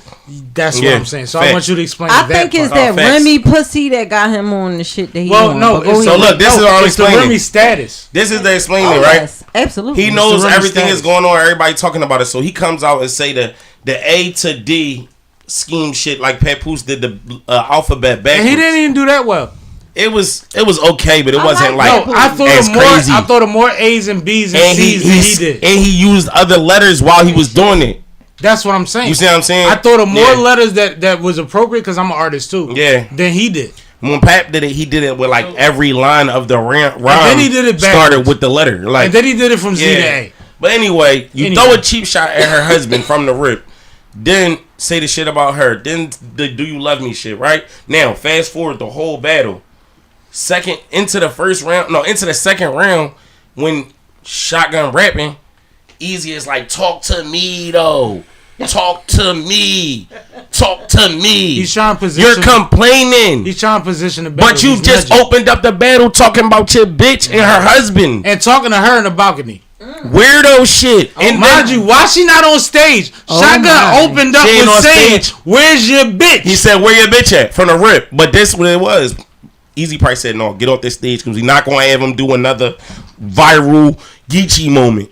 You know such and such. Yeah, that's how you talk to your son. He was trying to avoid that moment. But this was corny. In a Geechee moment. That Do You Love Me shit was ass to me, bro. It was corny. That's not a flex. But to line that up as this the last thing I'm going to say about it, that's the punchline. And then you don't made it even corny. You don't get to dictate that and then say, but talk to me though. But talk to me. Mind you, now look, all that shit aside, me watching the battle, just studying as a battle rapper and as a student in the game, I think that even though that was probably that was probably Eazy better round, but I still think that Suge had a better first round. All right. You think it won though? I didn't see it. Did you see the battle? I don't have shit. I think it was. I saw highlights. I think it was 2-1 overall. 15 minutes of fame. I think it was 2-1 Shotgun. You know what I'm saying? I don't think it was at 30, but I think it was 2-1 Shotgun. Because Eazy was still saying some shit, even though he was saying off kilter shit too at the same time to me. But when you tell me this, when you say, yo, talk to me though, you keep talking about my bitch. All right, talk to him. You keep talking about all these bricks and all this coke shit and all of that. I don't be liking when dudes be like going into different topics like, oh, I do this so good. But we talking about hurting this person character so good. So why the fuck you keep talking about you selling all these drugs? Exactly. So I don't know, bro. He's starting to be like a complainer, and it's just I had something that I want to say. Eazy the Block Captain. Yo, I heard you was from Philly, but your beard looks like a mixture of Camden and the Bronx. I'm trying to figure out what the fuck is the Bronx niggas wear chin straps though. Yeah, like his beard is not Philly. Philly don't wear chin straps. And I think it might come from Mount Vernon or something. Right. Yo, yeah, that's the only thing I got right now. Yeah, it's my birthday. Fuck everything else. Your beard ain't right, nigga. No. Basically, no, because he keep talking this Philly shit, and when you talking that Philly shit, your beard, like he got a New Jersey beard, and I don't like that. All right, so as an insider, and I'm not saying insider like I'm smacked, but I asked the nigga. Philly smacked. I asked the nigga one time about like the confusion, and he said, "All I'm gonna tell you is." Bill Collector knew this nigga before anybody else did. Yeah, but look, back to Suge, right? Suge had a great showing. I think his first round was y'all great. Take that what y'all want. I think his second round was like a 60 to 70%, and his last round was good. I think he had a lot of material and a lot of shit that connected with Eazy. Like when he broke down how all the other couples in battle rap get bashed and all of that shit, and they don't bitch about it and all that shit. You took that angle after the battle? Yeah, like bro, he just won, bro. No cap. Okay, what you it gotta be 2-1 Shotgun. Okay. So, I mean, I'm biased. I'm not a big Shotgun Suge fan in general. I just don't really like his style.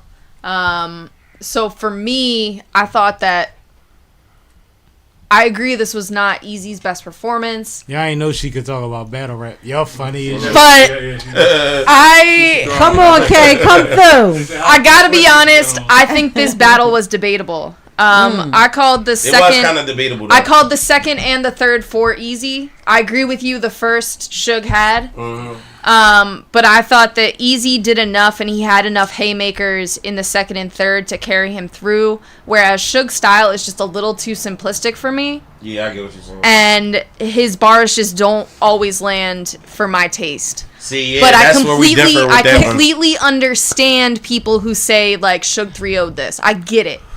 It's just not it's not for me. Can I translate he was for more Kay? poised, though, too. Can I translate? Let her translate. It's her birthday. Thank you. Basically what Kay is saying, Suge ran that shit up the first one. She's not really that impressed, and y'all niggas is on some bullshit. Period. No, I don't think so, though. Yo, April is hilarious. First of all, Cash, you want to battle one of these niggas? We not battle rappers, so the emotions Cash. that you feeling right now, we don't give a fuck. No, April, you wanted something. No, but I just feel like... Hold up, Cash got a nigga, different it's my emotion turn. because he's a part of that sport. That would be like if we were talking boxing and Punch was involved. Out of these two counterparts, I'm going to tell you my point, though. Who would you prefer to battle out of these two counterparts? You are a battle rapper. Like, if if a motherfucking owner said, yo, I can get you one of these two, and I'm going to spin the bag, it ain't on you, I got it. Which one would you prefer to battle, and what would you think your I would probably battle... you want vodka? I would probably battle Suge. Tell everybody. Why would you battle Suge? Tell everybody. For the same reason I was about to tell you, right? What Kay said, she like basically the range that Eazy had more so than Suge's simplistic style for this battle. Eazy is supposed to be from Philly. He not really. People say he not from Philly. Allegedly. Right? Then on top of that, look, I'm just talking about the chinks. Listen, don't lose it though on that. His right? beard is Mount Vernon. They say that, right? Yo. And then they say, I like how you just been stealing my juice all night, but I love you too. But then this look, is our juice, nigga. Yeah, right. That's April, bro. Family reunion, nigga. Don't switch up, nigga. That's April, bro. Like, see how he acts? No, but I'm just keeping it real. $3 juice. This is crazy. I'm genuine. But you ain't even ask me. His name Cash, by the way. Cash. I thought we was cousins. See? This is some bullshit. Yeah. No, but anyway, look. The fuck? Listen.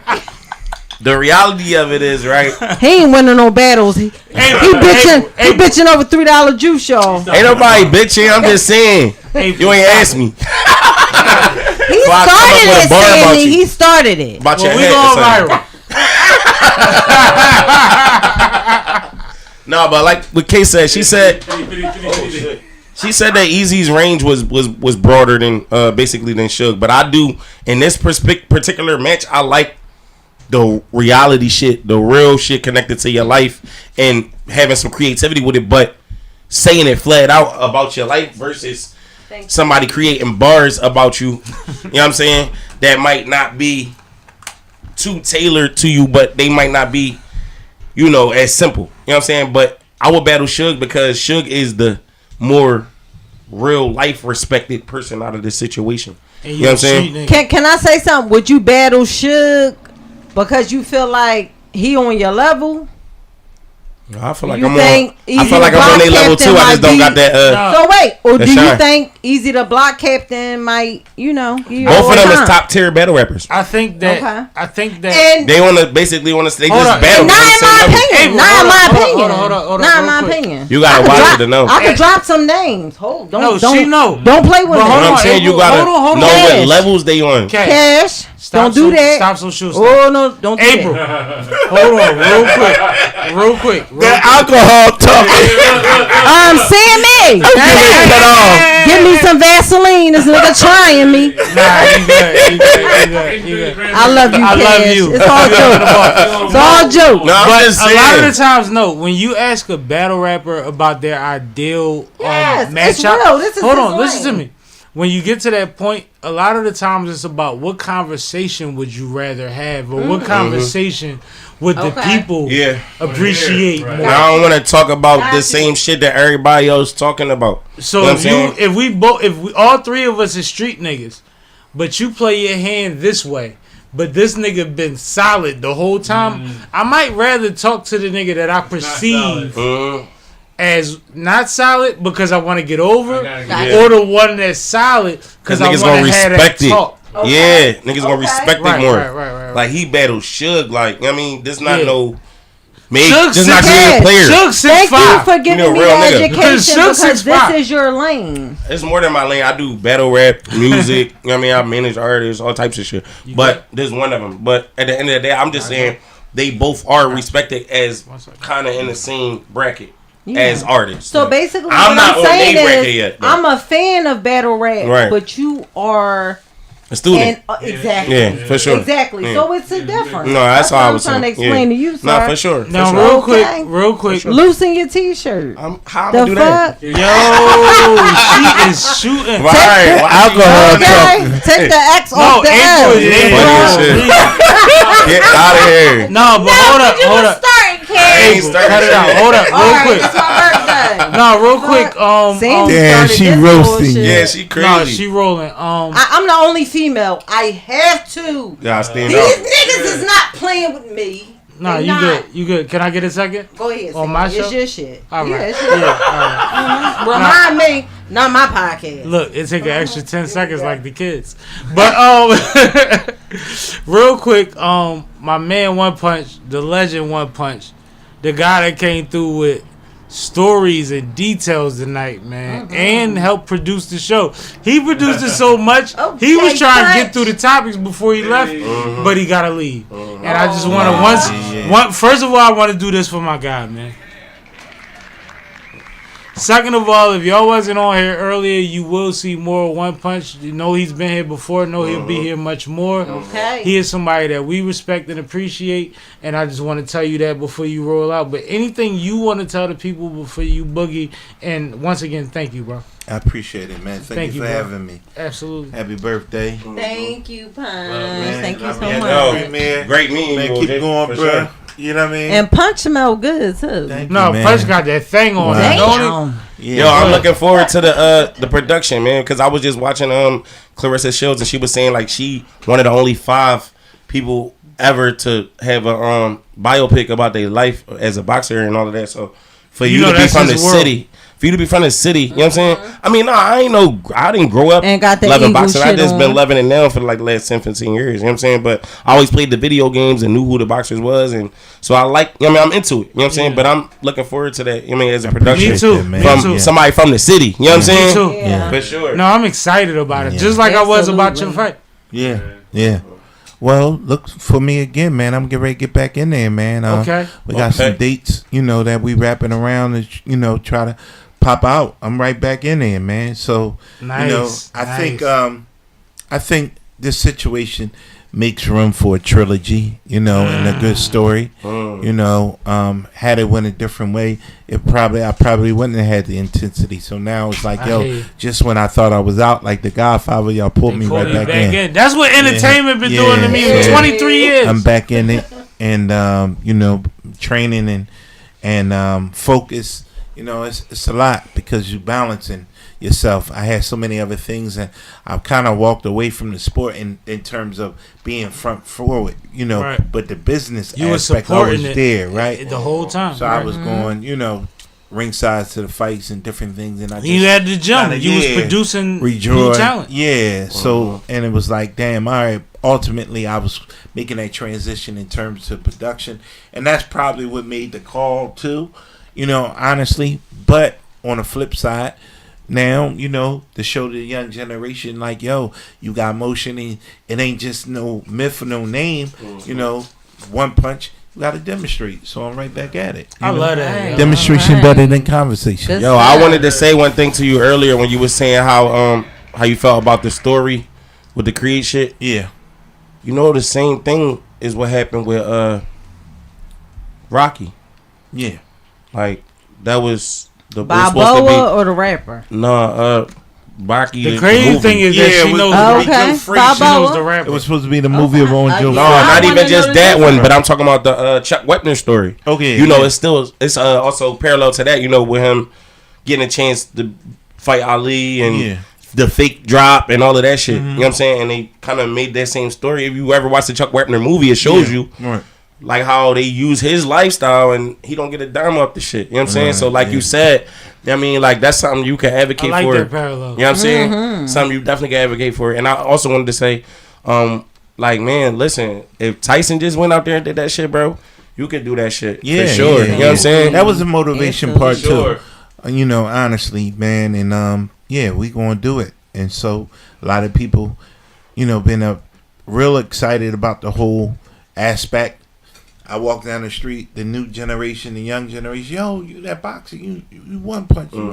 So I mean, it's dope, you know, and you transcend into a new generation. Punch, I got a question for you. I can't even imagine being known as One Punch. Yeah, like y'all, do you know? That's pretty intimidating. People like you One Punch. Do you know what kind of name that is? Yeah, that's fire. That's equivalent to Debo. That's like being Tyson. That's like being Mike. No bullshit. In Philly? Yeah. No, but go ahead. I got a question. One Punch. So, I had a chance, obviously, to sit next to you, to be around you, to pick up your energy and all of that. And I'm very impressed with your calmness. Now, question: does your calmness and reservedness come from your wisdom and experience, or is it just intentionally for what you do? That's a good question. Both. Thank you, Sammy. Both. I think it came through wisdom. You know, learning how to channel your energy, and it took a long time. It was the me aspects, too, bro. Yeah, the aspects. Me the too. Journey. Shit. I mean, because all right, it's funny you said that because leading up to the fight, we had the press conference, right, and even like the mudslinging, right, and so we got to the press conference and the guy said some old crazy shit, right, and I just looked at him and everybody was like, "Whoa," right, and he made a, but it was one of those things like, yo, really the trigger to mind. I had to pull him to the side. I said, dog, what made you say some shit like that? You trying to protest me? You trying to Michael Vick me or something? Right. No, because he said, yo, man, nigga, you hit me like you hit them girls. And I was like, whoa, bro. Where but we at? mentally, yeah, right, real nut shit, right? Yeah. But it triggered me, right, because the fact of my whole premise of getting into boxing was to protect my sisters. So, secondly, after the question I just asked, real quick, Sammy, the reason why I'm asking this is because when a man such as yourself that endures the power that you have physically, how do you contain that strength that you really have when you dealing with fuck niggas? Yeah, that was a fuck. And people in general. Yeah, really try to. Every man gotta do that. Exactly. So imagine being a leader, right? Keep hitting the wall, you break your hand. Yeah. Imagine being a leader, right? And not only a leader, but more so, an advocate, right, for violence and different things, right? And I've seen women get abused and different things, and more importantly, I saw what happened to my sister, right? And how I got into boxing was the fact of, after losing my parents, my sister took, raised me, right? And so she was real young, she was in her 20s, just getting out of college, right? And she didn't have to do that. And so she was growing along with me, right? She put y'all on your back. Yeah, right. Because she didn't want us to go into, protective custody, right? Child services. Shout out to her. Yeah. So, Absolutely. But more importantly, along this line of this journey was the fact of she was growing. And she was like, she was away in college. She didn't know about the street dudes, right? And she was a very pretty girl and beautiful, right? And so when she got back, so when she got back, she got with this, this drug dealer dude, right?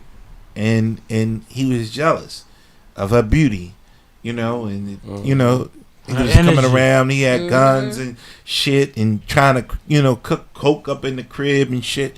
And so now I'm taken back to a point of where it started, and I remember training, right, and my sister was, bragging to him, right, my brother, box and everything, and for a low self-esteem type of man, the nigga just kept that. Man, that nigga better not do no shit like that with me. He always be like, yo, keep a gun, right? So one day they got into a disagreement. I'm upstairs. I came downstairs, and they was, fighting. I breaks the fight up, and he punched me right there in my eye. Now I'm 12 at the time. So I go to school, I start fighting. You say this shit like it's from a grown man perspective. Yeah. And then say I got punched at 12. Go ahead, bro. The life that he lived, he probably had to be grown. Let's not cut to your point, right. yeah. No, that's crazy. I love that line, Sammy. So he punched in my eye, and 40, we fighting all night and shit, right? All night, damn. Well, this is the 90s? No, domestics get weird. Because I'm trying to get a timeline of niggas getting their ass whipped. I'm trying sometimes you take a break and then you go back and swing on a nigga. Okay, I'm trying to get on. No, they got the tussling and fighting out to get it. Break the fight up. Okay. Me and him get the fight, and he socked me right in my eye. Y'all couldn't stop. Up there. She turned around, throw the vase. Yeah, she go get it. She went and got the vase. My sister went and got, a pot. You know what I mean, one of them skillets. Trying to knock in grits pan. Okay. Right, so the shit was on and popping, right? Meanwhile, I just stayed up, right? And shit. And so part of the fight, when you fighting, they call the police. They hear the commotion. Okay. Police come and all that. So nobody go to the door and shit. So next morning, I ain't go to sleep. I go right to school. Right now, this is a course of my life. Right, crazy, I go right to school, and I deal with students. The teacher see me. And I never even looked in the mirror, but why she thought she saw the Elephant Man. I just went with the same clothes as my shirt ripped. So wait, you showed up looking like when Martin Ford Tommy Hearns? Yeah, well, my godbrother went to school in a snowstorm with a polo spring jacket on. Swollen. When you in certain situations, you just go to school. Okay. You just follow routine. Okay. You try to keep everything regular not to make it. I can relate to that. Yeah, absolutely. But you don't know how to control what people see because you're young. Absolutely. You just try to keep going so nobody knows. To a certain extent. Gotcha. So I'm numb to the situation. I'm not really affected by it. I'm just thinking it's normal shit, right? And the teacher saw me, and she damn near broke down crying. No, she saw me. She stepped out, and she went and told the principal. Principal mandated reporter. Right. She called the principal. The principal called me down to the office. We are mandated reporters. She got to the principal office. When the principal saw me, the principal broke down crying. She called the police. Okay. Instantly, the police is rushing up to the school. At that time, it's a secretary in the office of the principal office. The secretary happens to be my grandma's cousin on my father's side. She instantly called my grandmother. Right? Okay. Now, I would see my grandmama on my father's side. I would probably see her Mother's Day, holidays. That was it. Okay. Right? She instantly called her, and my grandma rushed up there. Listen, they get ready to take him away. You better, they got child custody in here. You need to go see. My grandma instantly took him. This is my grandson. I'll take him. My and child. that changed my whole Yo, my cup. I gotta adapt you right there, bro, because my grandma raised me too. You know what I'm saying? No, Punch give it up. Peace, Grandma Brenda, man. Real this is why the movie I appreciate has that. to be told, and that was the journey. That's why I'm excited about the movie. Took precedence to take me into all the other journeys. And for real, I'm gonna give you this last little part. Okay. I went with a suitcase, right? I just went back to my house. And they told me everything. I just threw everything in the suitcase, right? And I went to my grandma's, right? And every day I would take my clothes off, fold them up, and put it back in my suitcase and put it under the bed. That's part of the Brian story. Yeah. So because I didn't know, you know, like when the people was gonna come or whatever, and if my grandma was gonna keep me, I just thought that was temporarily, you know, because throughout my life it was always pillow to post. That's a trauma. You know what I'm saying? That's a direct trauma, yo. So y'all know I'm a therapist. Well, y'all probably don't know, but I'm a therapist outside of this podcast. And Punch, you talking that talk right now. Yeah, Punch. keep going, Punch. Come on, the fuck. So I'm in my session. 3 months, I would say a month go by. Okay. So I'm just thinking, well, all right, you know, I would eat my food, do my homework, and sit there and my grandma would talk. I'm numb to the situation. So one day I come home from school, I'm looking for my suitcase. I'm looking all around on my bed. My grandma come past the room and she looks in. Shout out grandma. And she says, where my clothes at? And she said, open the drawer. At that time I realized you have a I home. never even home. You have a home. Fucking home. Sam, you always 2 days ahead. Yeah. No, like you don't understand. Like, you know, people like to claim empathy and empath and all of that, and a lot of the times I might be looked at in certain situations like I was privileged, right? Because I come from a 2-parent home. My parents are still married. But can I say something real quick about that? Because you from uptown, you went to Roman Catholic, you're a barbershop kid, you had some type of privilege. You funny. But your father had so much love for the community and deep rooted and where he came from that he made sure that you was grounded. I always tell people that it's and that you were humble and that you could give back and that you could be in a space that you can be empathetic to others. That's what I believe. That's my belief. I appreciate that. I'm sorry. I just knowing who your dad was historically. I appreciate that. But one thing that I tell people in the community in West Philly, if you know what I know, then I look at my grandfather like Martin Luther King. Oh yeah. Wow. And people can't, and I'm not saying that facetiously. I'm saying that you affect the people you are amongst the best of your ability, even if it's detrimental to what you could be as far as what's quote unquote successful. Absolutely. And I've seen my family leverage those things my whole life. Yeah. That's why there's a street sign on this set that came from a barbershop. I need some back on that kind. You see what I'm saying? So like, see what you started. So no, I appreciate One Punch. No, I appreciate the way that you worded that because that was absolutely awesome. But that's where my confidence comes from. First of all, we gotta give that context. We gotta give that context. To know as a black man that you can do something that people view as normal or unthinkable. But you can have an effect that's based on how you treat it. It's something I was raised with. Absolutely. Does that make sense? Absolutely. Sammie, I think that's why you're so grounded and that's why you're so cultured. Because of your foundation. Well, that barbershop paid me to go to a lot of camps, a lot of programs, a lot of schools, all that shit. So, thank God for West Philly. Yeah. Right. Thank God for West Philly. I got the fuck up money because y'all... You know what I'm saying? Supporting my and I'm not saying that in a weird way, but like I didn't finish college yet. Right. But I was able to go to college because my dad went from the school district to the barbershop. If he just had the school district, it might not be the same. Right. You see what I'm saying? And that shit ain't on my credit no more. Yeah.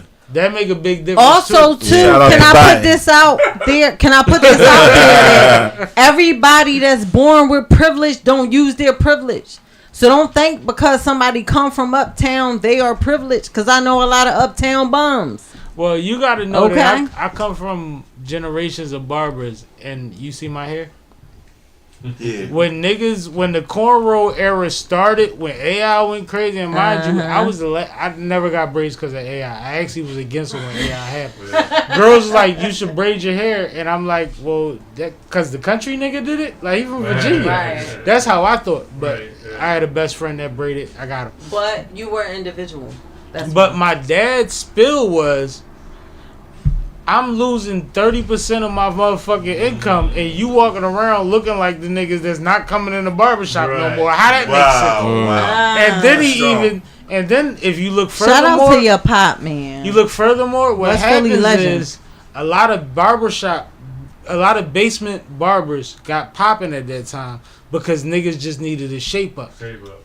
So once everything went back and converted back to everybody not chasing braids no more, they were still going to basements. Wow. And basements became more of competition. And if you know anything about barbering in the black community, Oh yes. than the drug dealer boy that opened the barbershop. Because you know the drug dealer boy that opened the barbershop is only going to last a year. It's a front. The nigga in the basement is sustainable. Right.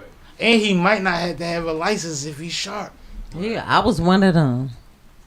Oh I don't my know if God! y'all- I don't know if y'all- first of all, I don't know if y'all know. I was a hairstylist. Carr gotta go I home. was able Carr gotta go home. I was able Carr, for hair anything care you before wanna say, April Fact. so we can let you go before April get in. Shout out to everybody, man. This Listen, my- man, this follow my me cousin, on y'all. No, I OnePunch need Carr y'all on to- Instagram, Mr. Everywhere, Both of my and look out for the book, documentary, and the movie, man. We coming, man. I'm excited. All Let right. me be a part of your preliminary of your rollout. Let's just talk Let's figure about out it, something man. that One Yeah. punch. I want to keep Something that talking just about me and these you can do. stories. You No. might get one punch But- if I'm not No. in it. No. All I right? got some. Hold on, April, real Yeah. quick, and Cash, I got you. Okay. I want you to realize that whichever portion your input is paramount. Right. All You right. y'all know me. I like to fly by and do what I do. But Pop when it your comes shit, to Sammy. your story, Right. put me in a position that makes sense for your story, not just to add me to it. All right. Let's talk about it, man. And let But me know more how to carry importantly, that. you know, while we're developing and getting these roles and everything together, it's important for me to talk about it. So, And I'm talking about even if it's just an interview. This is called flushing. Yeah. You know, it's because there's been a lot of rooms in my life that's been closed. You Right. know, and I always use that parable. It's like when you're in a relationship, right, and y'all go a different way, and you don't even remember how y'all broke up. And then you like, man, what happened, man? I seen you with such and such. Man, what happened with you? And how? I liked her. And like, man, I forgot about it, man. I don't even know until you see her. You get And on then my you go nerves, right Sammy. back to that moment and you say, damn, I remember what happened. It was such. Damn, my bad. I messed seen up. an ex and couldn't finish And my I really beer. feel, yeah. It's crazy. See that? Damn, See how I that dog is? mine. So I was talking to her and that beer was full the whole conversation. wow. Let's do a little plug. Huh? A little plug for the movie. The details right there on the phone. Oh yeah. Do what? A little plug for the. Shout out the movie real quick. Oh, man. okay. He All gonna right, clip this up. Yeah, Dear Mama, man, it's going down on The 18th the Saturday. 18th Saturday, man, at Alright. you know, with special guest Petey Crack, Crack. son of Sand, April J. Peterson. yeah, April J. Peterson. I'm mad I can't be there. I got a battle. all that, and they're gonna have a meet and greet, and it's out King of Pressure, you know, Yeah. at the UNA Regal Theater. You know, We there. So The come fuck? out and start. You know, doors open at 4:30, shows at 5:30, and they got a meet and greet. You know, pull up And SippinWitSammie show will be in the love, building. man. Show I'll be love. there with you, Sammy. High Let's do it. five. Let's do it. I'll be Show there with love. you. Fire. You know what I mean? I'll be there with you. With a prom dress Yeah. on. The Look fuck? at you. Shout out to Ty. Ty done blessed you. Ty done blessed you.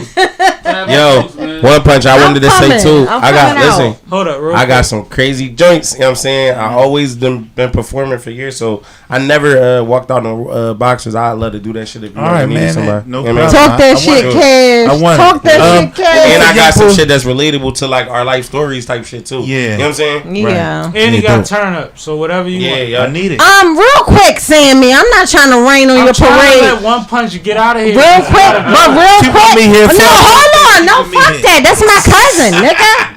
Ain't you my cousin? My first cousin. Fuck right. y'all Let's niggas. go. No, that's April. That's the April This effect. is me. It's the alcohol. Only Sammy can do this. No. Yeah, yeah. I'm not gonna get Nigga, into the listen, alcohol. That's how niggas April will. That's is. how This she is is. me. This is me. It's her birthday. So Turn listen, up. on my podcast, Cause Sammie's going to co-host. Okay. And I want y'all to come to my home. All right, when you I want y'all to come to When you AprilFacts podcast. We're gonna have to come in March. All right. Cause I got some other shit coming. All right, cool. But March. I got like One Punch. You said like it on 3 battles in with my Sammie Yeah. podcast. Stop that cute shit, do. okay? I got like 3 You got on the bodysuit that snap at the balls. Okay? She So is. stop You better the stop playing with bullshit. her. Stop the bullshit. Yo, why is you coming No, at fuck me? Because that. I said I had 3 battles in March. I just said which date in March. Nigga, I'm Goddamn, you just selling said I them had a tickets onesie on. tonight. That's crazy. Yo, you about to get a barber for the show over. All right, go ahead, yo. 'Cause I gotta get We my already guy talked outta about here. you being on my podcast. Stop the bullshit, okay? No. All right. Let me produce now. And listen, bring Brand Nubian with you. Right here, Brand Nubian. Don't let it go to your head. This nigga. No, but no, real shit. We gotta let Punch go. love it. We gotta let Punch go. We appreciate Punch, Bye, man. Punch. Yeah, no doubt. Killed it We tonight. loved you here. You gave us a lot of great energy, man, and great stories. Absolutely. As Wisdom. usual. And we leaked the fact Experience. that And, fact that y'all gonna see more Punch this year than y'all saw last year on this platform, and we gonna make sure we gonna be intentional about making that happen for y'all. for real. Because like if y'all appreciated the energy tonight, you know I could bring anybody around this man. 'Cause that's He's what very Sammie knowledgeable about what he's gonna do, and we just gonna cut up, man. I appreciate it. you, big Thank bro. you, bro, man. Love you, bro. Hey. Love you too, man. Yeah, Come on, definitely. happy birthday, Thank Uh, you. big homie. Oh, Jay. So I'm gonna tell all my friends that I had a birthday party at SippinWitSammie, hosted by OnePunch. These niggas is gonna be mad. No, we got crazy. You don't understand. Like we could. It's so many ways to Voltron. All we need is an idea and a way to put the people on. Yeah. And we can make a lot of dope stuff happen. And we Facts. can have panels too, Shout and we out can to grow as Cousin a Bombay. community because we have Absolutely. people that are experts in different factors Yeah. of Right. this situation. Absolutely. And I'm humble enough to let y'all know I know a little Yeah. bit about a lot, but I know a lot of people that know a lot more. And I'm willing to bring y'all Come on together, now. and we could do some fly Come shit. on now. Yeah. Can I say something real quick? Real quick. Shout out to Sammie, man. Yeah, like strong. I'm gonna say shout out to Sammie because Sammie, you put your ego to the side for every episode that you do. Okay, I've been following you for 3 years, but I've been involved with you in terms of relationship for 2 years, and you're so stand up, you're so consistent, you're so intentional. I appreciate You're it. not fake. You're not on that bullshit. Your energy is good. Your intentions is good. You're smart. You're witty. All that shit. And you're the shit. I fucks with you, Sammie. I And you appreciate know, you. AprilFacts don't fuck with everybody. I'm At all, sensitive bruh. to energy. The fuck? And I fucks the fuck. And I fucks with you, Sammie, and I'll continue to support you.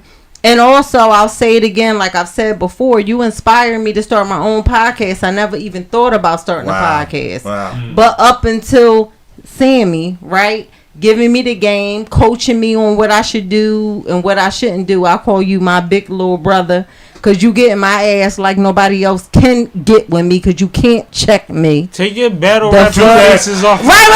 I ain't never been in a rap battle in my life, but I'm sassy as fuck. That's that cash energy. Yo, you went nuts.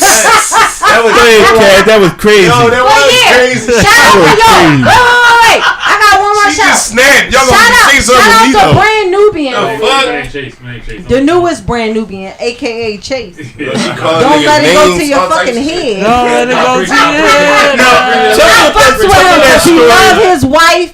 He about his motherfucking business. He's an intelligent black man. And he know what the fuck congratulations he on your talking about. release on Saturday, man. Absolutely. Shout out to you. Shout out to you. Shout out to everybody involved. Shout out to That's everybody fire. on this panel. Tell me that part that you said about your man. Like, yo, you just blew my mind with that one. Which one? I'm gonna be driving back thinking about it. You were saying, you know, in order for you to get your man, he had to have what? He had to already had a couple women in the past, or Okay. a couple bitches Okay. I'll go back. that knew how to fuck. And we out after this. Okay, one After punch. this, we out. It's over. So One Punch is basically saying, Are we? can you please make some excuses for my bullshit? Okay, so basically what I'm saying is, ladies, be realistic. Get you a man that's experienced if you're thinking about permanency in terms of being a wife and, you know, long term, whatever the case may be. No, it's the same point that Sammie made, for sure. Say it again? It's the same point that Sammie made when he said, like, Hey. Let's not drag this out. Right. So real quick, so basically what I'm saying is, find you a man if you want permanency and you struggle with being faithful, because I did, past tense. Anyway. Find you a man that's about what he's saying and he walking what he's saying, right? A man that wants the best for you, and not just wanting the best for you in terms of what he's saying out his mouth, in terms of his actions, his demeanor, his patience, etc., etc. At the end of the day, be realistic, ladies. If you are... Post that nigga. Other bitches that fuck and they gonna say they fuck, but if that's what you want, post that nigga. Is what she's saying, yo. No, so basically what I'm saying in a nutshell is, when you find that real one, you gonna change and you gonna have to change. Get out your Glorilla phase. She's young. No. And she's good for it. Like, I'm not mad at her for it. But you not too much boss for nothing. You just ain't met the right boss. That's what she said. Absolutely. That's what she said. Absolutely, Sam. You nailed it. So here's the thing. At the end of the day, April J. Peterson coming to you with the April facts. If you want a boss, you got a boss to fuck up first. And that's the April fact coming from the accountability coach. Good evening. The fuck. Alright, we out. Anything y'all want to plug? We good? We out. Okay, you good? Sure. Yo, Cash want to hang around and do the I ain't after know. party. Let's go. I'm around. Man, I've been here Okay, since what we 6. doing? I'm You gone. going? So Way more topics left. Hold on. Y'all Cash, stay. I gotta take a bathroom. all right, y'all. Make sure y'all check out the channel. We have a ton of new stuff loaded up for this week.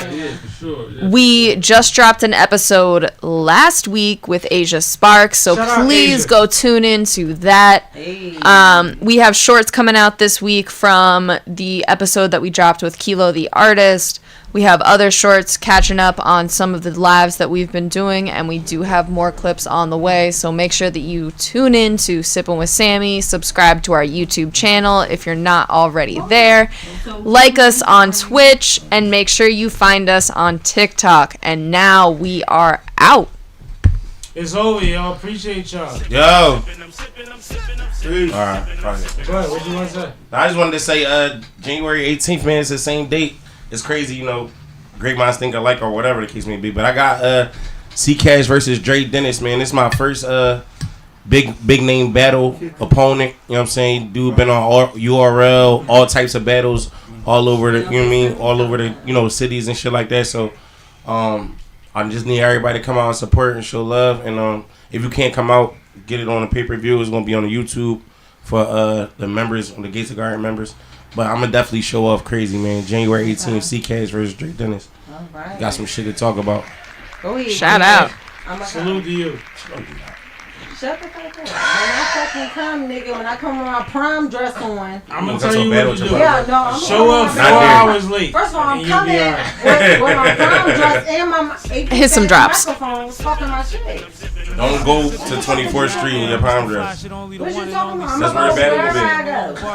I'm from the P. I grew up in Southwest. Stop the bullshit. Alright, I'm just saying. Why you got this energy for me? No, We supposed to be family. We from the hood. I'm from 58 Manchester Avenue. You On know the we street. cousins. Nah, I mean we could be. What the fuck? I'm your big cousin. Why But you you wanna don't keep want to coming at me? respect it. You don't want I to do. respect it because